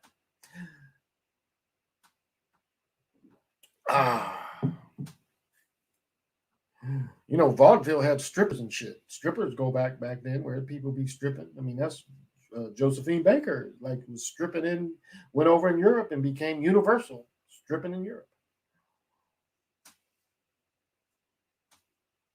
And then the chick was a Nazi spy. Did y'all know that? Or she's not a Nazi spy, a British spy. Josephine Baker still was allowed to do shows for the Nazis and be able to spy on the Nazis. She was able to keep her club open and spy on the Nazis and perform and shit and spy on the Nazis. They gave her a Medal of French award, the Medal of Legion or some shit for being a spy. They still let her hustle because the Nazis was there 4 or 5 years. Wasn't like they was, just came in the morning, left at night. The motherfuckers was there. Kicking them dead in the ass. Oh yeah, that's SNL. And these, yeah. Red was nice too. One old album, the first time I heard Richard Pryor was they had a double album, and I've said this before, if you guys heard me say it, it was Pryor Goes Fox Hunting. That was the first time I ever heard Rich. And immediately, like, we cracking up listening to Red Fox. And Red Fox cuss every other word. It was like, that was kind of his thing. And I wasn't really impressed with cussing because I'd heard that kind of stuff. But I remember we turned it to Rich, and it was like we was like more in tune. And that's some of that early Rich shit too. His early stuff. So I watched him build too. I watched him build to the greatest entertainer. He was the greatest entertainer in the world at one point. I talked about this during Superman. He was paid more than Chris Reeves. He got like about 3-4 million, which at that time was a record. And he really wasn't a star, even though he turns his character turns into Superman because he's got Superman being Android. And Android could be what we see a lot of. That could be the main thing of the mind. The mind turning not to zombies, but turning everyone into androids. Isn't that interesting kind of thing? It's a little bit of Jeffrey Lane's information he gave me. That could be a good point. Not the zombies, the androids, making you more agreeable with the machine. Because that's what we face. They want to tell you AI, and it's beyond AI. This thing ain't no AI. This thing has been alive. How long we can't really say. Now, maybe this installment of the reality is not that old, which is very, very well could be. I would say that if this reality in its illusion, they was lazy and just brought everybody with this shit that had been like movie sets. Like this illusion, and they kept old movie sets. That's possible. That's possible. They didn't get rid of all the prior movie sets. I could see that. And that would go a lot into even some of the flat plane thinking. The previous thing, and then we put in this temporary new thing. and everybody doesn't know. And if you start from teenagers, they'll forget quickly too, or even 8, 9-year-olds. I think the Promised Neverland kind of points to that a slight bit, but that's more than possible. But not this damn Aryan ass mud flood shit that they try to say. Antoine 51. Oh yeah, Kirk facts. All of them are funny, and they play off each other well. I mean, I like the talking shit about each other, and they say this shit to anybody. And that's comedy. Comedy is quick thinking. It's like, again, like taught my son, and I told them at a very young age, you have to be able to tell a joke and have 2 more jokes to tell. And I learned that from playing with my teammates. I could tell jokes and have 2, 3 more jokes where I would just like snap off a half hour just talking about everybody. And then somebody else would say something to talk about other people. It was like whoever would say shit, I could just. And I would talk shit about teammates we want to fight. Be like, yeah, I don't play that. No good. Like, yeah, I don't really want to fight you today. And I would just go to somebody else. But it's like, oh, okay. I had 2 or 3 for him, but it's like, yeah, okay, he doesn't want to play nice, so yeah. But I just snap on somebody else and keep telling them, and that's what I like that I see in them. They are like that. They'll have a couple jokes just to say, listening, listening and being able to creative respond and listening. It's a healthy thing to be around your friends and be that cool with them. Good interaction is saying like not just like a barbershop kind of thing. And it's kind of like a barbershop humor if you really look at the way they present the stuff. There's a lot of that. But from a comedy perspective, and I guess the brother came out with some new music where he's gonna put comedy in it, which I think is probably gonna be brilliant. The music they played is really good. So anybody's interested, that brother, the comedy is cool. I think the combination, he's putting a TV show like on Patreon. I applaud that. I think there should be more of that. Like, this is one thing I thought Facebook could have done. Facebook could have technically put on a kind of thing like a soap opera. And then besides the soap opera, it was actually set up to do news. If people would have got together for 24 hours, if you could have got 12 people or say 24 people to just do an hour, that is something that would have worked on Facebook Live. That would have made it really, that would have made it a broadcast kind of thing. And I think Facebook would have pushed that.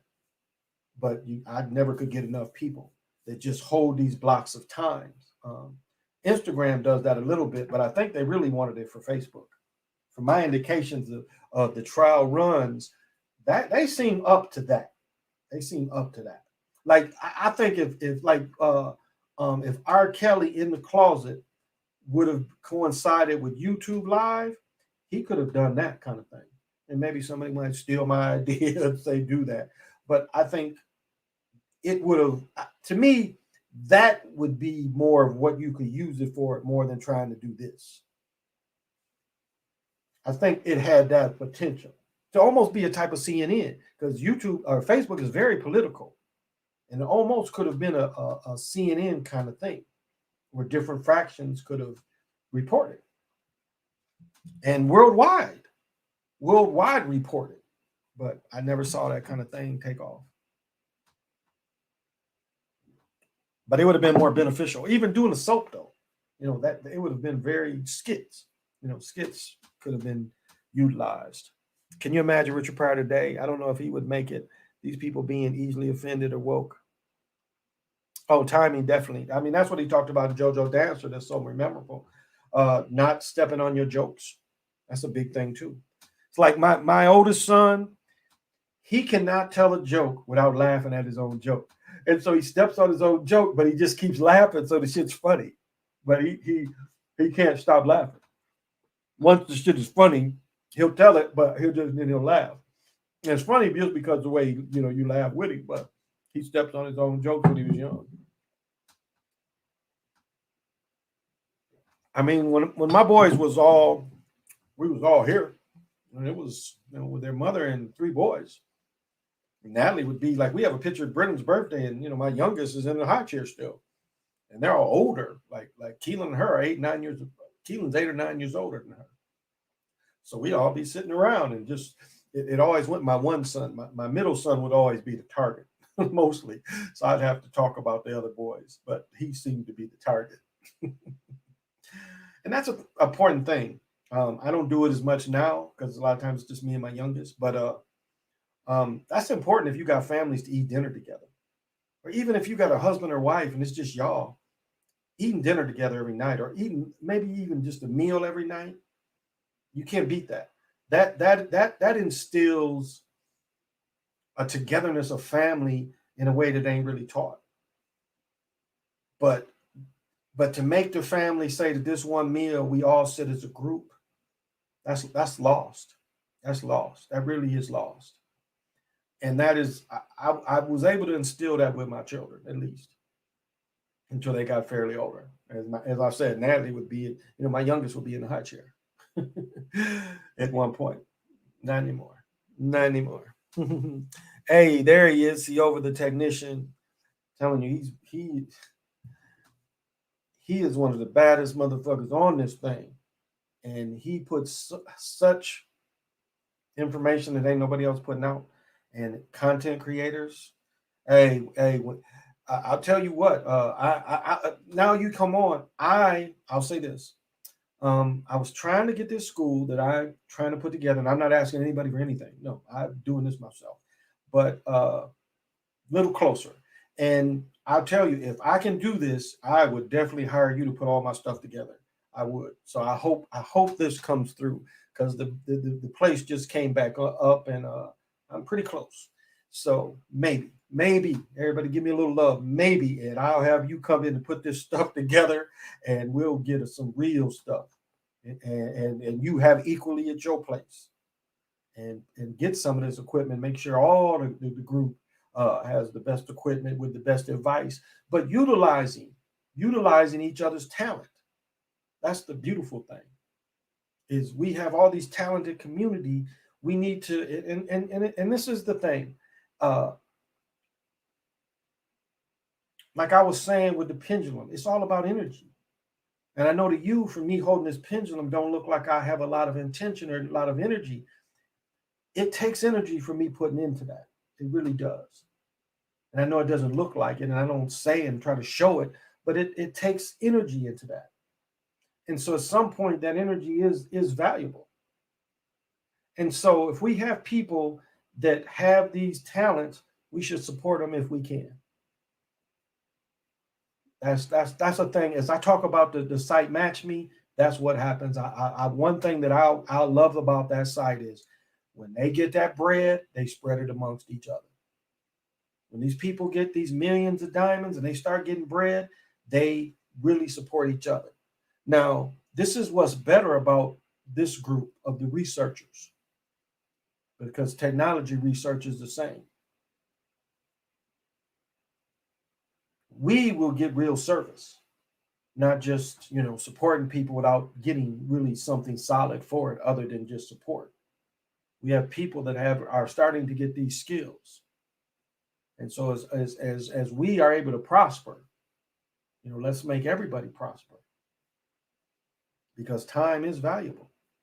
Some of this content, again, yes, I do choose to buy my books. I chose to buy this mic and this computer and all these goddamn lights that I'm about to pass out. But it has a worth.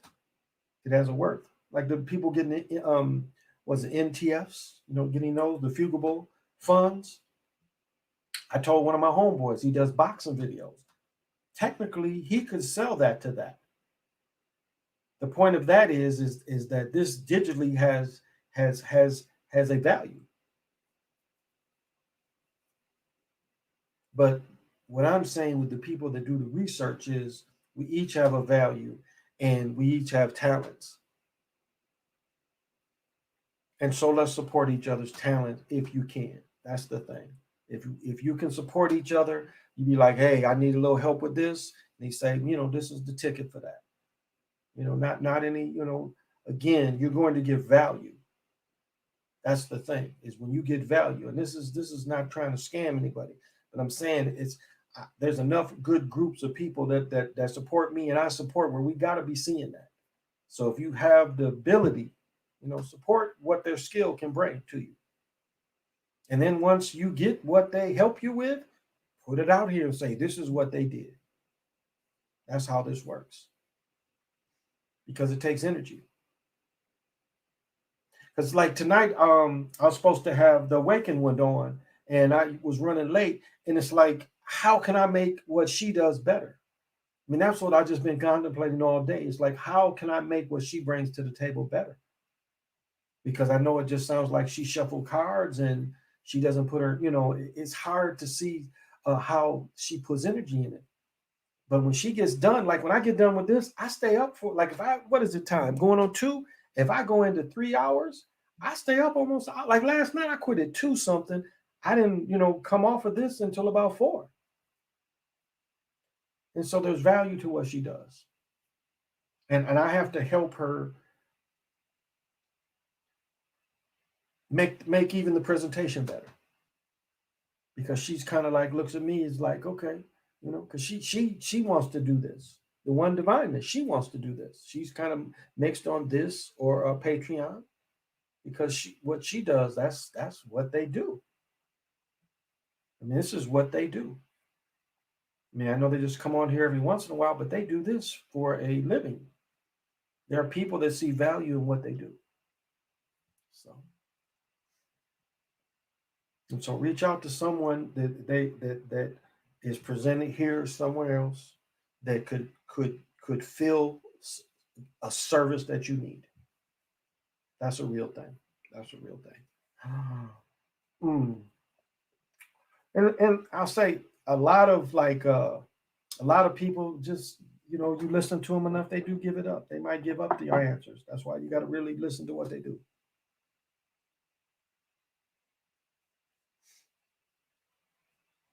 Because sometimes the answers could be there. A lot of times I listen to cats. I'll be like taking a nap and listen to cats. There's a way I'm trying to figure something out, or just resting. A lot of times it's just resting. You get older, you like to rest more.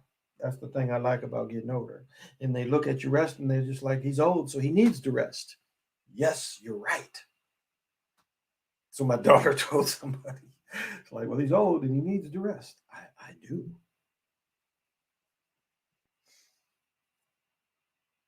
I mean, it's like, and I'll say this, it's like when I finally, none of the sports worked out, I had to come to the thing to say, I like being in shape. Now, I didn't like that I gained almost 75 pounds.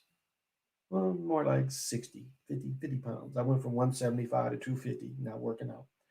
But a point came to me that said, I just love to work out. So wasn't that, and was able to have a nice semi-pro career, met a lot of folks. But the point is, it was just something I really naturally like to do. And this is something I naturally like to do. I think I see so many older people that don't, reading every day as you get older is almost necessary. If you don't want them to take this away, you got to keep reading. Let me say this. I don't care if you're reading the phones, freaking read. As you get older, you got to read. It is one of the few things that will help you steady, will help you remember what you just did. That's what we lose. We forget what we just did. You can remember 20 years ago and tell you everything. But what you just did, reading will help you with that. Put shit in the same place now that you're young, so you ain't looking for shit. Like my grandmother said, there's a place for everything. Start that kind of thing now. Start these habits that you don't really have to think about. So as you get older and the thoughts become different, if you have habits, these are less things you got to worry about. You know how crazy you can make yourself looking for something and not being able to find it? You know what that does to you? Makes you doubt yourself. Makes you really have a lot of self-doubt. second guess yourself. So if you know yourself, and I mean know yourself, that's what these habits create. It helps you know yourself. Where would I leave this? I know me. And take that shit serious. I mean, really take this part serious. Because it's all going to happen to you if you get these every days.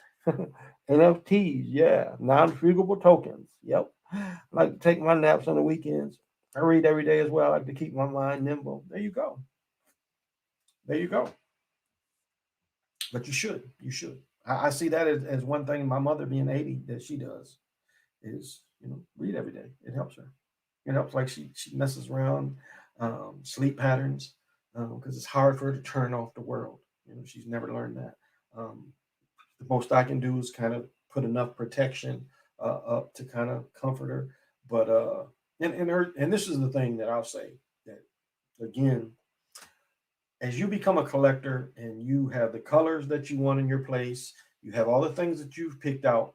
If that stuff ain't helping you, you're gonna have to do kind of like what the Mayans did every year. They threw shit out every year. Every year, the Mayans, all the shit they collected during the year, they threw it out every year. Brought in brand new shit. It's like I'm not carrying none of this bullshit into next year. I want new shit, which helps the economy. But the point is, if shit in your house ain't serving you, should it be in your house? I mean, again, colors, plants, all the things have to serve you. And you have to think about, because it's your sanctuary. And that may be a little fou shui. But that's the thing. That's a real thing. It really is. All this stuff around you has to work for you. I mean, Bobby Hemmett has an old video where he shows his altars in his family room. And he had an ancestor altar. If you got that kind of thing with ancestors' pictures up there, put the kind of candy and shit. Like my daughter took a picture. I put a cigarette. Like I talk about the amethyst cave I have. I have Jimi Hendrix in there from Woodstock, where he's up here. He's playing Johnny Cash's guitar because my boys broke and lost the guitar long ago. So I got Johnny Cash's guitar, and he's giving the piece, but he smoked cigarettes. He's a chain smoker. I put tobacco in there and a cigarette. And so people that ancestors do the same thing. They like candy, the type of candy. These are things but whatever you work with, you have to give in energy to get energy. I tell you, and I'll say this, I have Antanakin that I got from the exhibit when I saw the Tut, and I have a thing of Hathor. And I took away one of the waters because Natalie had put like two waters that I just keep there because I fucking up the cups, using this water. So it's easy to keep it in bottled water, but I kept them. And Natalie, my daughter had left Powerade or some shit. And so I just keep it up there. It was up there so long she tried to rage, like, don't drink that shit. That shit's been up there forever. Leave that shit up there. But I switched one of the waters and my closet thing fell down. And I think something else, but it's like, oh, I don't know. I don't think they were very happy that I changed the water. So I put that shit back the way it was. But I was like sitting there like, what did I do wrong? And I was like, oh, I changed the waters, which could be. I can't count that out. Again, my fridge could hit this wall, my clothes, things, and I've got a lot of clothes, a lot of shirts, and could have been hard to say, but I did do that. So never know. Clutter brings chaos. I need up on pine cones. I read up on pine cones. Okay, today I got some argamini and dandelion herbs. Ooh, yes. I saw somebody just had a whole thing of they had the greens all in one, the tops in another. Yeah. My only thing is like, are they sprayed? Can you clean them enough? So a lot of times, a lot of them yards is treated, and I'd be kind of a little leery, especially if I see a big yard where it could be treated. But around your own place, yeah, pick that shit up and use that shit. Dandelion is some of the strongest medicines you can make. All of it. You can eat that shit. I mean, dandelion greens as a child, we always ate that as a child. Very green. Anybody that likes greens, you've eaten dandelion greens, turnip greens, all that kind of stuff. It's kind of the same stuff. But I've eaten dandelion, a little tougher. But I've eaten that stuff. Um, I do need to do the divination, but see how the money closed today. Want to see how the money did today. Silver was back up though.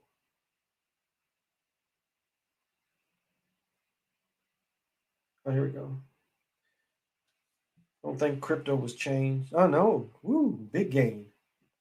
Crypto went up $1,000, 1,075, 1.89%. Went up $7,000 in 7 days, plus 15% in 7 days. Ethereum went up $85, $500 in 7 days. Dog went up 4 cents, 8 cents in 7 days, but steady gains. Steady gains. Litecoin, $5 up, damn near $30 and $37, almost $38 in 7 days. Look at this Polkadot. Polkadot did 70 cents in 12 hours, but did $5 in 7 days, up 15%. So follow your money. Follow your money. And I did see the gold future, down $3, 1,771. Silver down 18 cents, under 26. Oh, that's interesting. It's been above 26 for a minute. So pay heed. Pay heed. If you got some money in this stuff, you need to pay attention to it. Tell you, I've been loving the Floyd Mayweather fights, even though I watched them when they were live. Yeah, the Dow Jones dropped 185 points down to 33. S&P 500 dropped 30 points, and Apple dropped basically $2. Wonder how Nike did.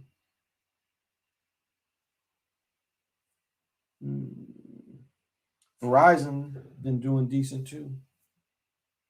I don't know. Apple trades at 131. I don't know if people trade with that. Let me give the donation. Hopefully, I set up the card right. I think I did. Maybe didn't. I didn't. I didn't set it up.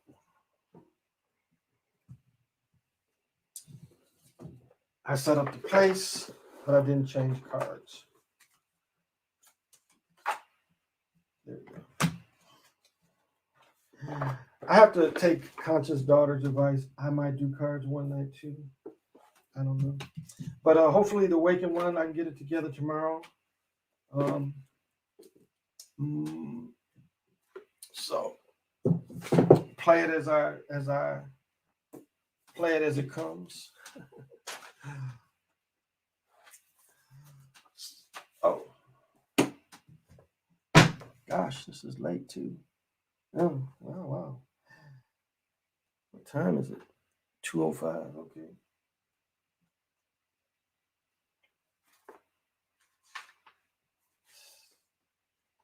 Here we go. So we must be, I'm pretty sure we are at Shin. Or Bin. No, Mulak. 13. Yeah, Bin. Yeah, Bin. And here is the fractal. And it's a new session. So for this weekend coming, Saturday, it's a new energy coming. It's supposed to be in the 80s here tomorrow, so people are going to be shorts down tomorrow. Almost bought me an outfit just because it's going to be 80. I saw tell a little story. Back in the 70s, men started wearing wife beaters that was silk. Like they was made of silk, and then dudes would wear silk T-shirts. I mean, same Fruit Balloon was making them, like thick and thin socks, silk.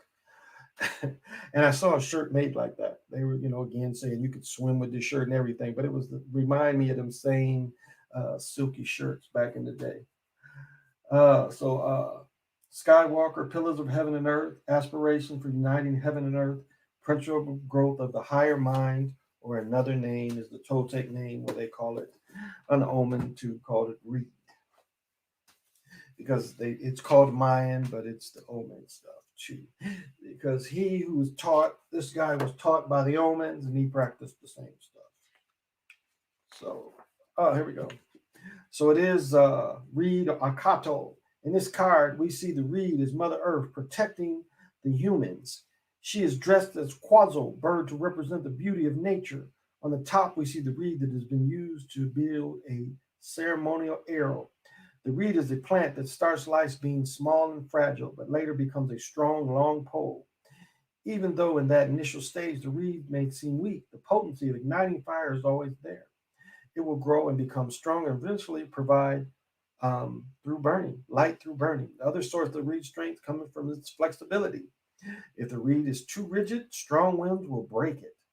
Your life can be seen being much like a reed. At the beginning, or even the moment in your life, which is the beginning of what you have left to live, you may not seem too strong, but your inner fire is there waiting for you to release it. The human being is just like wood. It only gives light when it is burning. This is telling you that the best of you will only come out and illuminate the world when you are able to put all your passion into doing something really that you really care about. Do not forget the fire is there within you all the time, just waiting for you to know what your passion is and to find your willingness to embrace it. But your strength would become nothing in an instant if you are not able to nurture it and sustain it with the level of flexibility. The hallmark of the reed is strength with flexibility. That is why it prevails. The reed card is inviting you to visualize the situations you are going through as facing the strength of the wind. If you are too rigid in your approach, you can break, and meaning no good will come out of the situation. And I'll say this, and it's funny. Um, my part of me is I'm very laid back. I mean, I snap at motherfuckers, but I'm pretty much most of the time laid back. I come from men that been like that, other than my father, my great grandfather for sure. My son, my 26-year-old son, is a lot like my great grandfather. Just listening to how my mom, and even my uncle was like that. Like when my uncle got successful, he got with his second wife. It, it was like she drove him to be successful. And it wasn't that he didn't have that inner fire, but if he would have stayed with his ex, she was a Jehovah Witness, for first of all. And so that wasn't going to really lead him where he wanted to go. And he got with his second wife, and even though he became agreeable to her in most ways, she put a fire in him that he became successful and a millionaire. And when millionaires mattered.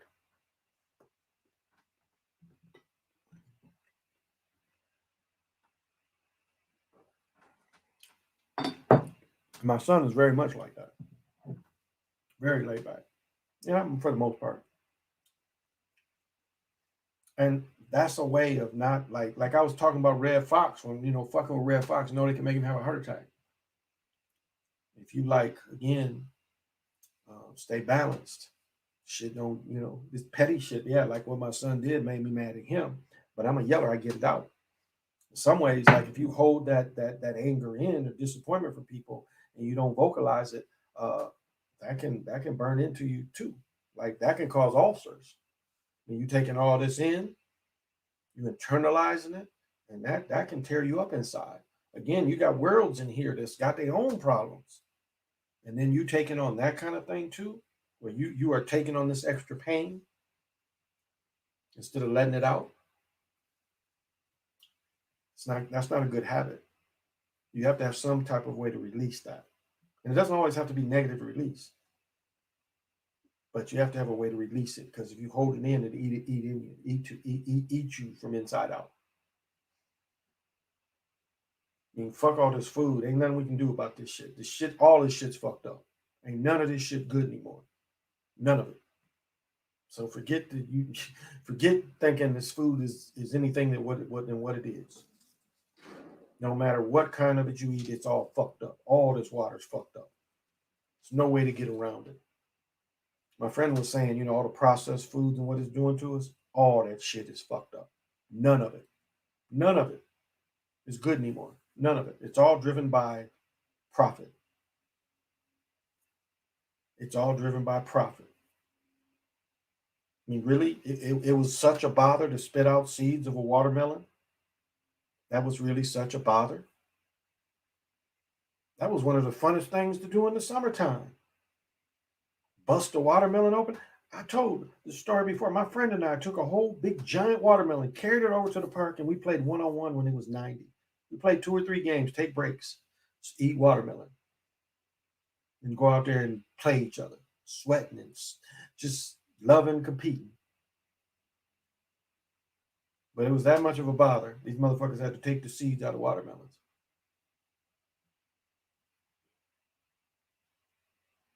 So this gets into the illusion part.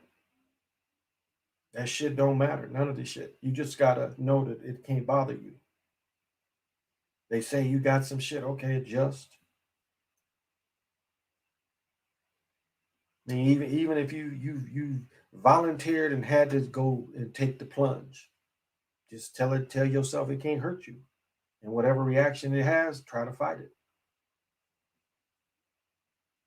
It's the best you can do.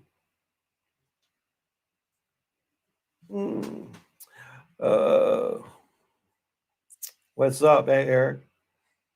That's why I cook my own food. At least now I know what's in it. What can you eat then? Then what can you eat? I mean, it doesn't matter what you eat. That's the point. It doesn't matter. This shit is all fucked up.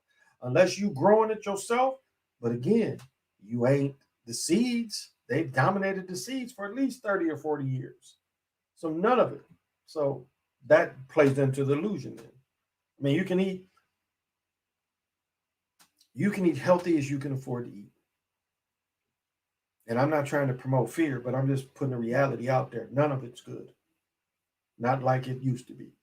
None of it. That's one thing my mother, she's like, the meat doesn't even taste the same. It's like I could tell when McDonald's switched meat. It was just something about it that didn't taste like Burger King meat or Wendy's meat. It was something. They was the first one to have something that didn't taste like the rest of it. And I mean this. McDonald's was the first thing that I noticed when I ate McDonald's. It did not taste like the other meats. And now Burger King meat tastes like that. Wendy's meat, all of it tastes like what now McDonald's meat tastes more like real meat. And the other places meat tastes funky. So if you grow your food, right on. Like the farmers market's open, I think tomorrow. Yeah, first day of May, the farmers market. I'm gonna go up there and I got green beans in the fridge. Asparagus, fresh asparagus. But it's all fucked up food. So I mean, do your best. I ain't saying just sit there and pig out. I'm not saying that, but I'm saying in the scheme of things, none is good for us. Not even this air. And that plays into the illusion. I mean, it really does. It plays into the illusion. Because you can survive despite this. We've been eating this way for a long time. And we've still made it despite this. Even though this recent thing. And like they want to show a place supposedly under attack and the things are out of control. But doesn't it seem like the same commercials we saw a couple years ago? Do you see how they don't even try to change the script? When all this supposedly started, remember how they were showing? Again, when I was showing it got so bad where they had to board motherfuckers up in their houses. Remember that propaganda? Doesn't it look like the same propaganda? It's just a different face. Italy, remember that? All that?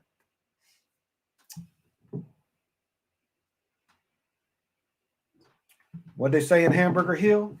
It don't mean nothing, not a thing. It don't mean nothing, not a thing. Taco Bell had that pink slime. McDonald's had that slime meat. Alcohol is poison. I agree. But I don't drink too much of it to poison me. I drink some of it to preserve. Alcohol can also preserve. But you're right, Unique. I know I'm an alcoholic. I like the taste of beer. I already know that. I know myself. I like the way beer tastes.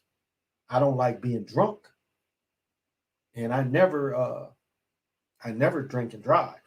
But I like the taste of beer so much where I prefer to drink beer than drink water.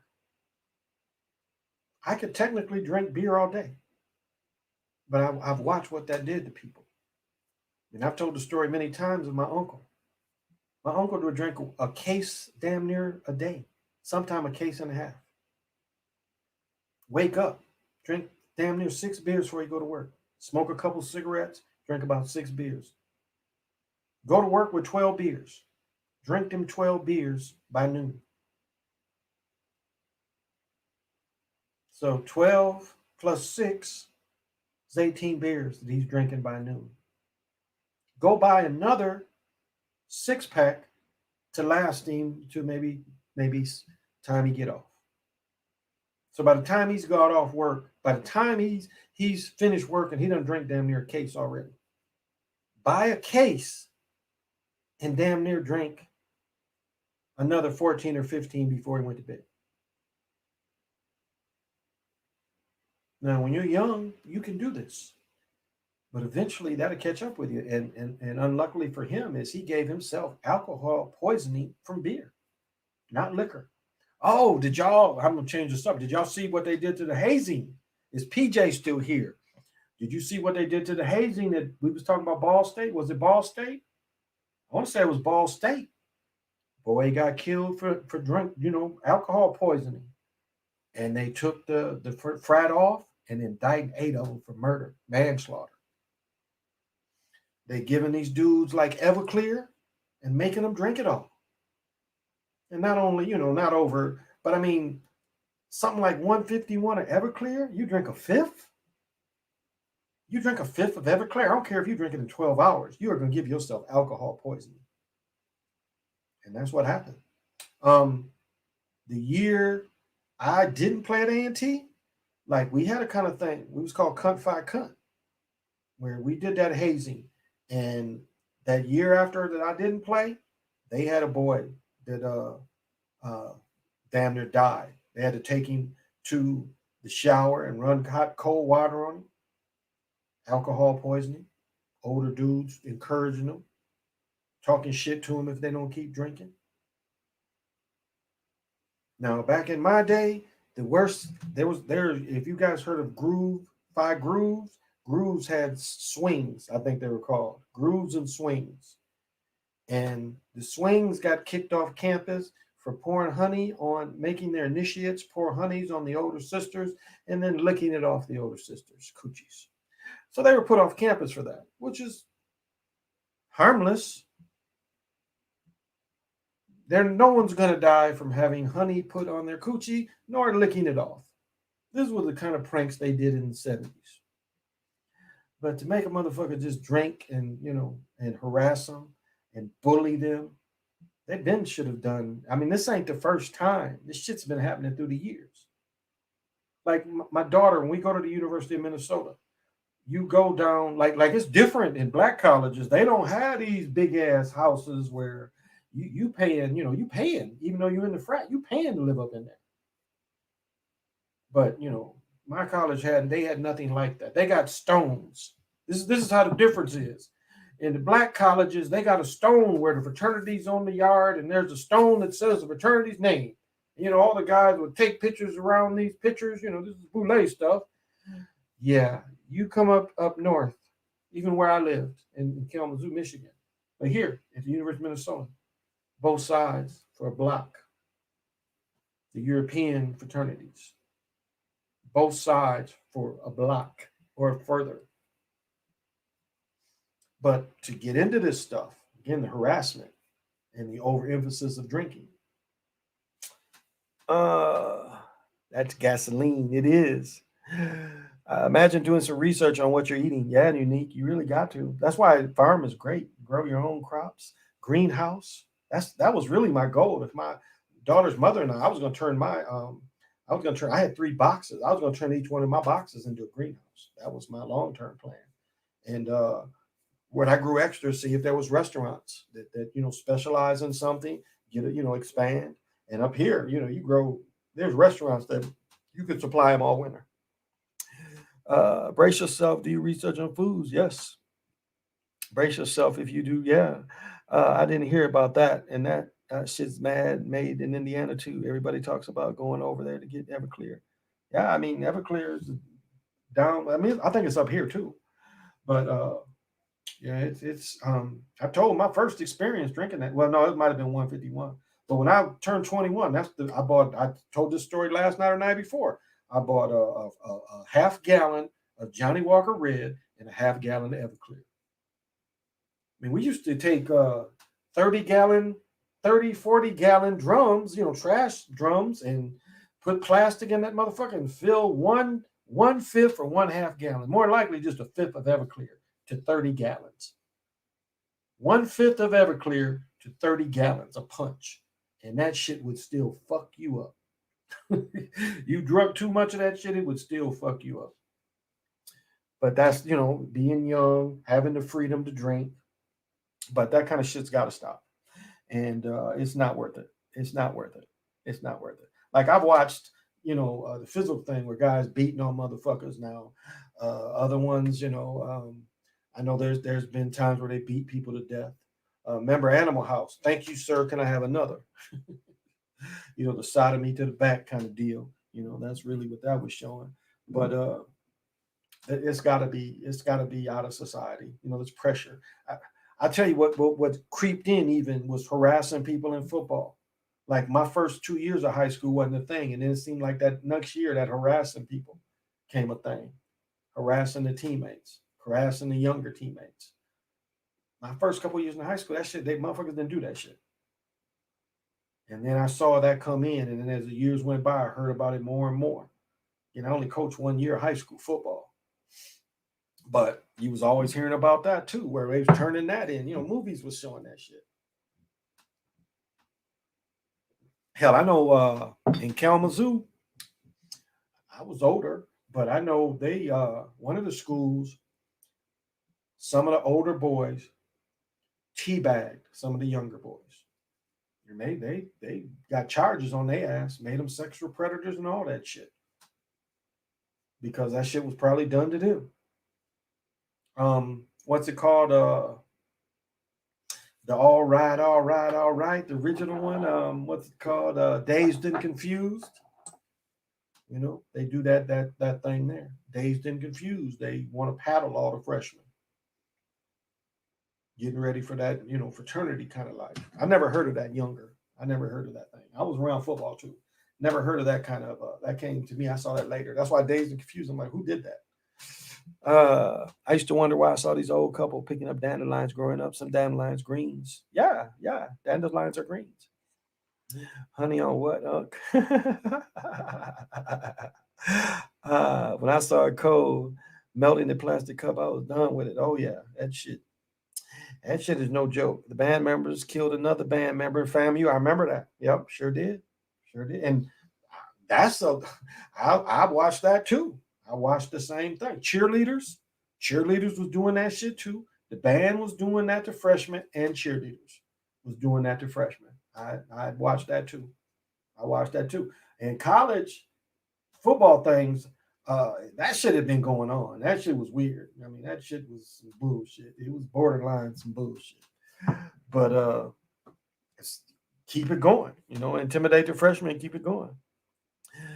But yeah. Would you were you old enough to see MLK? No, he died when I was second grade. My father claimed he marched with him. That's what my father claimed. My father had a little bit of intelligence connection, and yeah, if he was marching with him, he was paying attention to him. Let's say that from learning about my father. So, but I told a story about Jesse Jackson. I mean, I met Jesse Jackson when I was fifth grade. My uncle's best friend was his bodyguard, so I saw his scam early. I knew he was Asian as a little boy. I've said this before. Everything that Fred Hampton put together, the Rainbow Coalition, he copied. Operation the Panthers Breakfast Program, he called it Operation Breadbasket. Nothing but he copied the Panthers thing. He copied Fred's thing. Is I am a revolutionary. I am somebody. I may be poor. He even uses Fred's cadence. It's like listen to Malcolm X's cadence and then listen to Farrakhan, early Farrakhan. You can hear it now. He's done Malcolm X so long that you still hear Malcolm X and Farrakhan. But listen to his early stuff. And a bunch of them did. The one they killed, the dark-skinned brother, same ones. All these dudes imitating Malcolm, using his cadence. The little short, light-skinned dude, he imitates Farrakhan, imitating Malcolm.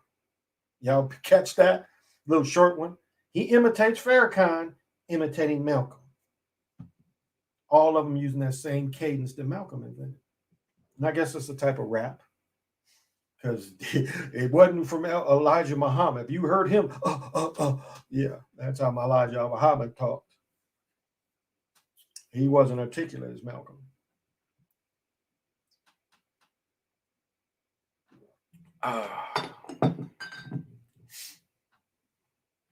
So no, I never saw him speak. Jesse was, I guess, closest I got to him. And I've said, Jesse's son that went to jail. He went to A&T. That was like maybe 2 years behind me. So I was still, when they was going to school, I was still on the sideline. When you ex-player, you can be on the sideline. And when he was there at the games, normally I could go on the sideline. Normally I sat with my ex-wife though. But I was at the game. Jesse was there. Jesse was there. Like I told the story before. Jesse came to all the games, even when they traveled. And his sons played. But Jim Brown's son played at A&T. And Run Jim Run never came to A&T, which I thought was sad. That was sad. I felt bad for that cat. I really felt bad for Jim Jr. He was very reserved, but he could go. He could really go. I enjoyed this game. Strong. He might have been like 6'1.5", 6'2" at the most, but could leap. Not kind of like I could leap, and not like Larry Jordan could leap. Didn't have that kind of ability, but good player. Really good player. Had more of a 3 game. Really more of a 3 small forward game. Nice guy, though. Funny. Didn't really hang out. Everything was kind of, low key, but he was a good brother. And I thought, I don't know how he didn't, when Jim Jr. was in A&T, and I think Jim Jr. was a year or 2 younger than me. Now I think him and Larry was the same age, so maybe only a year younger than me. But for that man never to come, I thought that was sad, and I felt bad for him. I really did. I felt bad because A&T is a really close-knit community, and I think people had expectations that Jim Sr. would come down there eventually. Never did, as far as I knew. The grade behind the closed door to using hazing as a crutch. I never got down with joining nobody's crew. Response only 4 years. And the dude responsible only got 4 years. Yeah. Some people do a little hazing in the military. I still have my sergeant and staff pin marks on my chest when I got promoted. Wow. Like I know I want to tell my friend shit, but I have a friend and he works for the Department of Defense. I'll just say that. But that shit they do when they cross the equator and shit, that shit they make motherfuckers do. I think he did it. I think he did it. And he said that was some bullshit they made him do when they crossed the equator. Yeah. So, yeah, it's hazing and that shit too. And that shit, I mean, the sacrifices, that's why I really thought it was going to be a war. All that shit down in the Fort Bragg. That shit. That should be allowed. That stuff be allowed. Soldiers just don't be missing. And to say to one soldier, beer and chocolate really go well together. You get all the nodes of the chocolate and the cocoa. But yeah, soldiers just like to say this dude cut up a chick, cameras everywhere, puts her in pieces and puts her in a bucket and then drives her off the base. And no one checks to say, well, damn, what's that back there? That shit smells a certain way. Blood ain't everywhere. You just remember a person, it's pretty much blood everywhere. Body, I don't care if you're 4'5", a body is fairly hard to get rid of. So it's something going on up there. It's pretty wicked. Still pretty wicked. But yeah, that kind of thing has to be taken out. Shouldn't take advantage of because you knew there was a situation.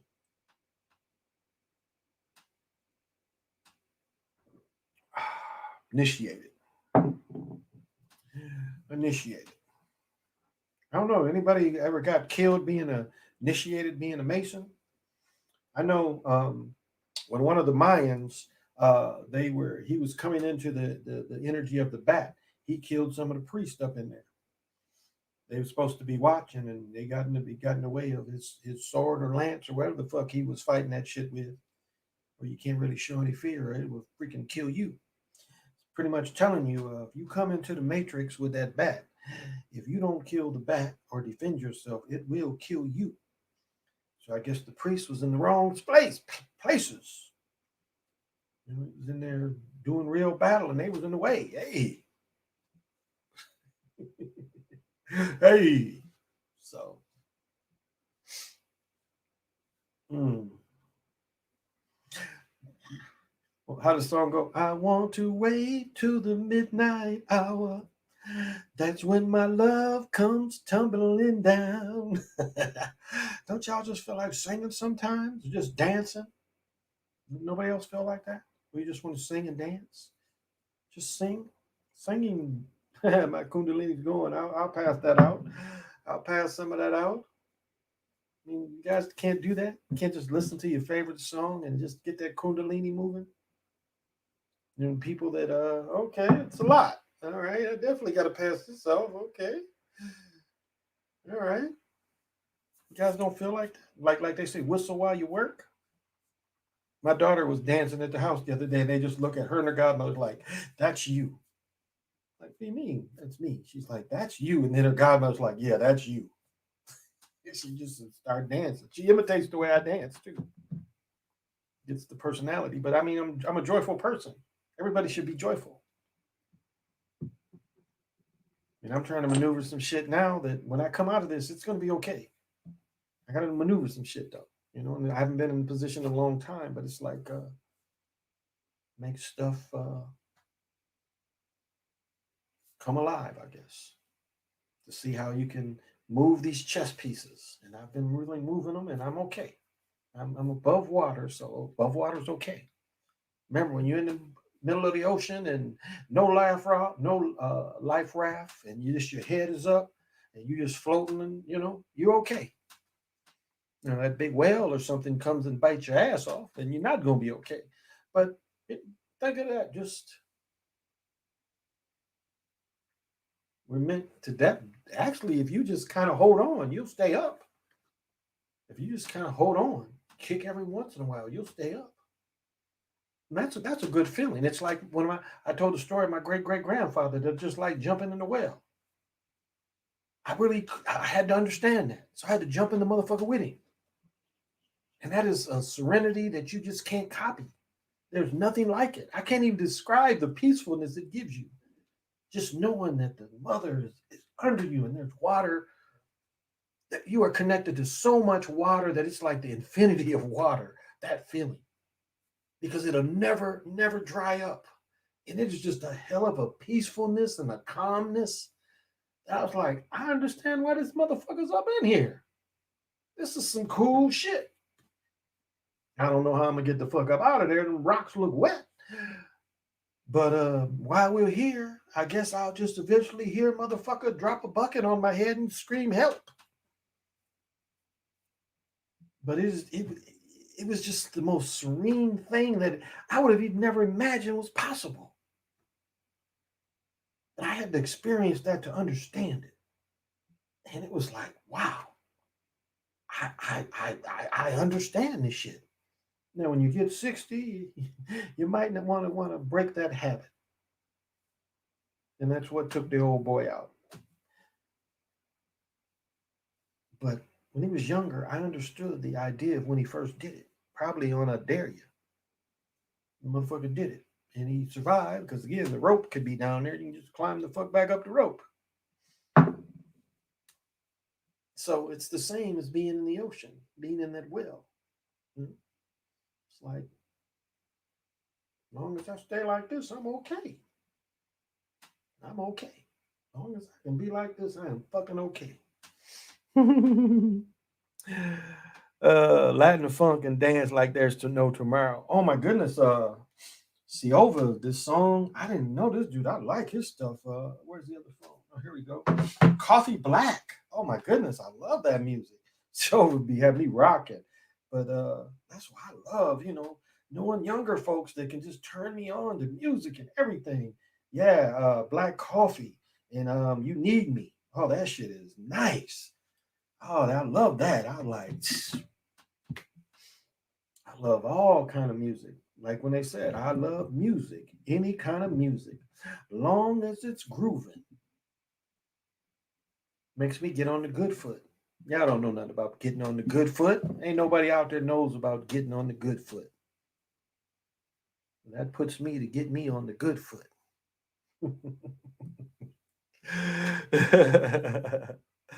When my love comes tumbling down, there you go. Finger snapping and toe tapping. There you go.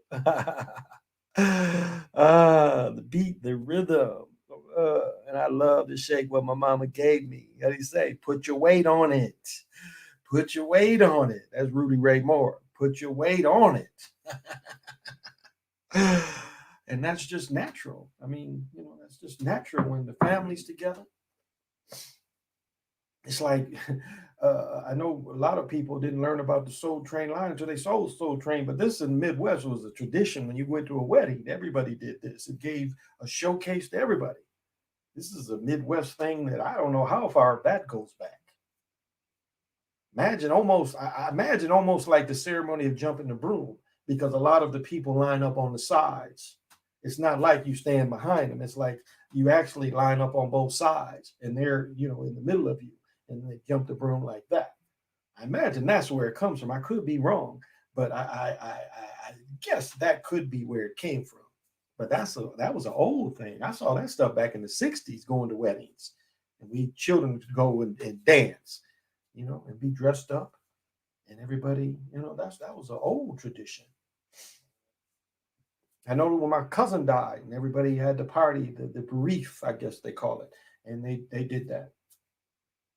And that's a thing that, we saw in the 60s at weddings, showcasing everyone confident enough. The confidence that brought to children to be in front of all the family and showcase them. I mean, you're only dancing for a minute or two. But even seeing your grandparents dancing, being confident, do you know what that does to everybody else? You see the girl in your grandfather. You see the young man in your grandfather, but you see the girl in your grandmother. You see the girl in your mother. You see the girl in your aunts. Do you understand what this does for a people? Do you understand the power in that? My mother was explaining about my grandmother, which would be my great grandmother, her grandmother, my great grandmother, and how her sisters would come around, my great aunts, one which lived to be 99. More than likely all Cherokee people. But she would see the girl in my grandmother being around her sisters. This stern lady, but here she is around her sister and she's a girl.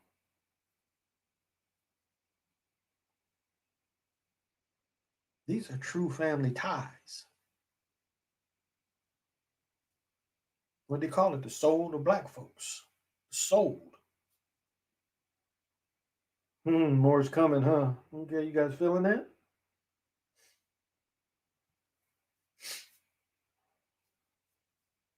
And yes, it got commercialized. So powerful.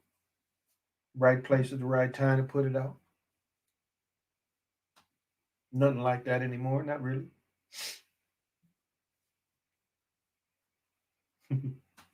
It's like when dancing became by yourself. Twist turned people where they stopped dancing together. For that, people Lindy hopped, bopped, danced with a partner. Twist made you usually dance by yourself. But in the Midwest, we always slow danced. Regardless of the other way of dance, we always slow danced. Social. And that taught you romance. That taught young men romance. Shit, and the song is saying you holding a girl and it's going something that I can't explain. You no longer belong to me anymore. It seems I'm all alone in my dreams. Remember, we hit that is it's you, and then he hesitates that I need and like slow dancing with a girl, and it's like he hits that it's you because he turns it around. He turns it around. It's like he builds all that up to say it's you that I need, and you slow dancing when he gets into that part.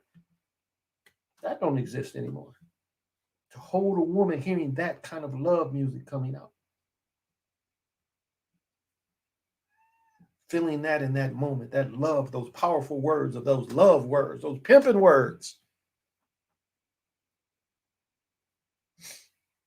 What do we have to give us that anymore? What do we have our young people that don't experience that anymore? To be romantic, to be in a love moment. Ain't got nothing to do with sex. It's amore. It's definitely amore. What's more sexual than that? What's more loving than that in the same time? Sexual because you holding each other close, you feeling each other. That's it. It's that loving moment. And this is the thing. All the people, against the women, it is where you lead a woman and the woman follows you. Because sometimes a woman should follow a man. I'm saying all the time, but that's you following me. For these 2 minutes, you're going to follow me.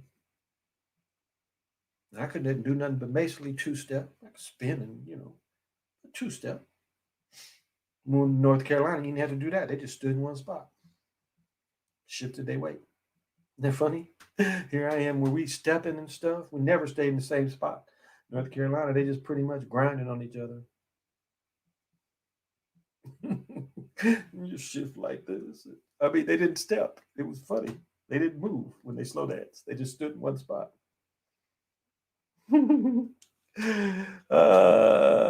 Pip pip. My niece is a dancing machine. I am 40, but I know about it ain't when. My mom told me how playing music got me to sleep. My teens know the Gap Band, Earth, Wind and Fire, Otis. Oh yeah, oh yeah. I would cut a rug right in my grocery store when the old jam comes on.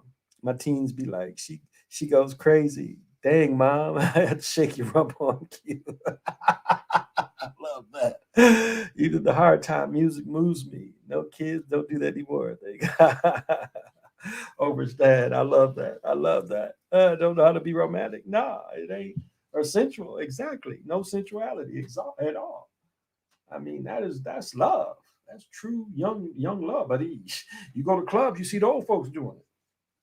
You know, and it was the one time one of the I'll say one of the how can I even describe this? One of the greatest crushes I had when I was a sophomore. Again, they didn't let me play varsity, but I was probably the third best basketball player. I was putting work in on JV and playing football and basketball. I love this senior. And I have a friend, and she's passed. She didn't live very long. She died about 59, but I was cool with her and just was always behind her. But I love Sue. I love Sue. Sue McGrew was her name. Thick, shaped. And we went to the club one night. I was hanging with Teresa, and Teresa took me to the club with Sue. And I got to slow dance with Sue and that big booty. Oh my goodness. We was at the club dancing, slow dance, fast dancing. I was so in love. I have never, I'll say this. I was so in love with her that night when I went home. I swear I laid on the rug and it felt like I was on a flying carpet. I have never felt that since. The love I felt of being able just to party with her and dancing with her. I've never felt that again. What I felt that night after spending that. She never talked to me hardly after that. Because she's probably going with an older dude driving, But that love I felt that night, I have never achieved that again. It was like, of all the fantasies in my life, that night gave me the one fantasy on somebody I was just stone in love with. And I just remember like just feeling like I'm floating on the carpet. I had to come down when I saw her in school and she would hardly talk to me. But that one night I felt that. Play another song, Jam. There you go. Make it sweet. Oh yeah. I mean, it's so many songs. It's so many songs. Like I've been going through the Jackie Wilson, a woman, a lover, friend. I mean, and his songs are doo wop. Jackie Wilson, even Lonely Teardrops, they give him that doo wop. That's probably why he didn't really go too far. Frankie Lyman again, the doo wop groups, the Platters. Yes, I'm the great pretender. Those kind of songs. That was more doo wop songs. Um, but the Temptations with the 5-part harmonies. Four Tops with the 4-part harmonies. Dude standing on the corner drinking wine or drinking beer and singing. Ain't encouraged. You were talking about swooning. Kids don't these things do too much sex nowadays. Oh yeah. Yeah. Exactly. Exactly. Exactly. Yep. Yeah. I mean, it's you have to understand love. Like I told the story before about a young lady I just met at the fair. I instantly was in love with her. I was working for the crystal shop, and I only saw her that one time, but I mean, I instantly was in love with her. And it was like I know something brought her in there. I know she had to feel that energy, and that's all the moment that we got to spend. But I was in love with this chick. I mean, not just infatuation. I mean, full love. Where, but that was, and it was good enough that she felt something to come over there in my area because she had to feel it. And sometimes that's all, you get that little bit and that little bit's enough. It was a good memory. Because everything you ain't gotta stomp on everything. Sometimes you just go with where the energy goes. Thank you for coming into my energy. Thank you for feeling. I walk around and I can tell people that feel my energy. I mean, I have that type of presence. And, we all even mask up. People look around, wonder, why is they feeling this? I know who I am. Well, I've been going on long enough. I do got to get up early and run a couple errands. It's gonna be nice. So I got to go buy my outfit. I'm gonna buy me about a $20 outfit, a silky like shirt that they say I can get wet with. I cannot find all my damn shorts. Must threw them away. Like all my what do you call the pants that the with all the damn pockets on them and shit. The raggedy they are, the better they are, more fashionable. Jeans, cut off jeans have come back in style. People would laugh at you a couple summers ago, but all of a sudden, cut off jeans. So cut off Levi's. So I got a couple pairs I'm taking over to the seamstress to have to cut them off. Why pay when them is my work pants and they're styling. Fashionable, I guess is the word I'm looking for. So thank you, everyone. Thank you. I'll talk to the Waken one. Try to get her to join us. Hopefully tomorrow. Not sure of her schedule. I'm gonna be outside all day. Probably gonna go drive somewhere. I might. I really been putting off going back to the mound, and maybe I'll take a trip out there after I get my daughter's bike fixed. It's about 45 minutes, so it's gonna take up a couple hours to get out there. But might just do that and just make a video if I go out there. But might 45 minutes is kind of like I don't know if I feel like driving that far. Oh, I forgot I got a date tomorrow, so I can't. I can't go out there. I appreciate everyone being able to converse with no conflict. Yeah, I don't. Good night, Denise. I don't. I don't want to talk about nobody, and I'm not gonna argue with nobody. From turn on the lights to WAP. Yeah, the old sample beat goes hard. Don't get wrong. Oh, thank you, PJ. Thank you for coming tonight. Sorry I couldn't bring her on. Just couldn't work it out. I feel bad because I thought I was going to be able to make it because when she told me, I said I'll be home. I should be home by then, And she's like, "Oh, you're not home." I said, I should be home by then. It didn't happen. Um, so I hope, but I do have a young lady from Cali could be on too. So, and she's got some powerful information. If I can get her to connect with her, she has some really powerful information. A little different than what I talk about, but I think what she talks about is still powerful, and um, I think it'd be interesting. So if I can connect with her, Demita, still want to bring her in. So something to look forward to. So this has been the Chocolate Mountain Show. I am your host. Wind is timeless. Wind Eagle, Time Lord Brian, Time Lord, Time Walker. And as you know, I always end with Eshan's poem, which goes to something, a little bit something like this. I'm not a New York rapper or a LA gang banger. I'm just an old school Detroit crack slinger. This has been the Chocolate Mountain Show. Till we meet again.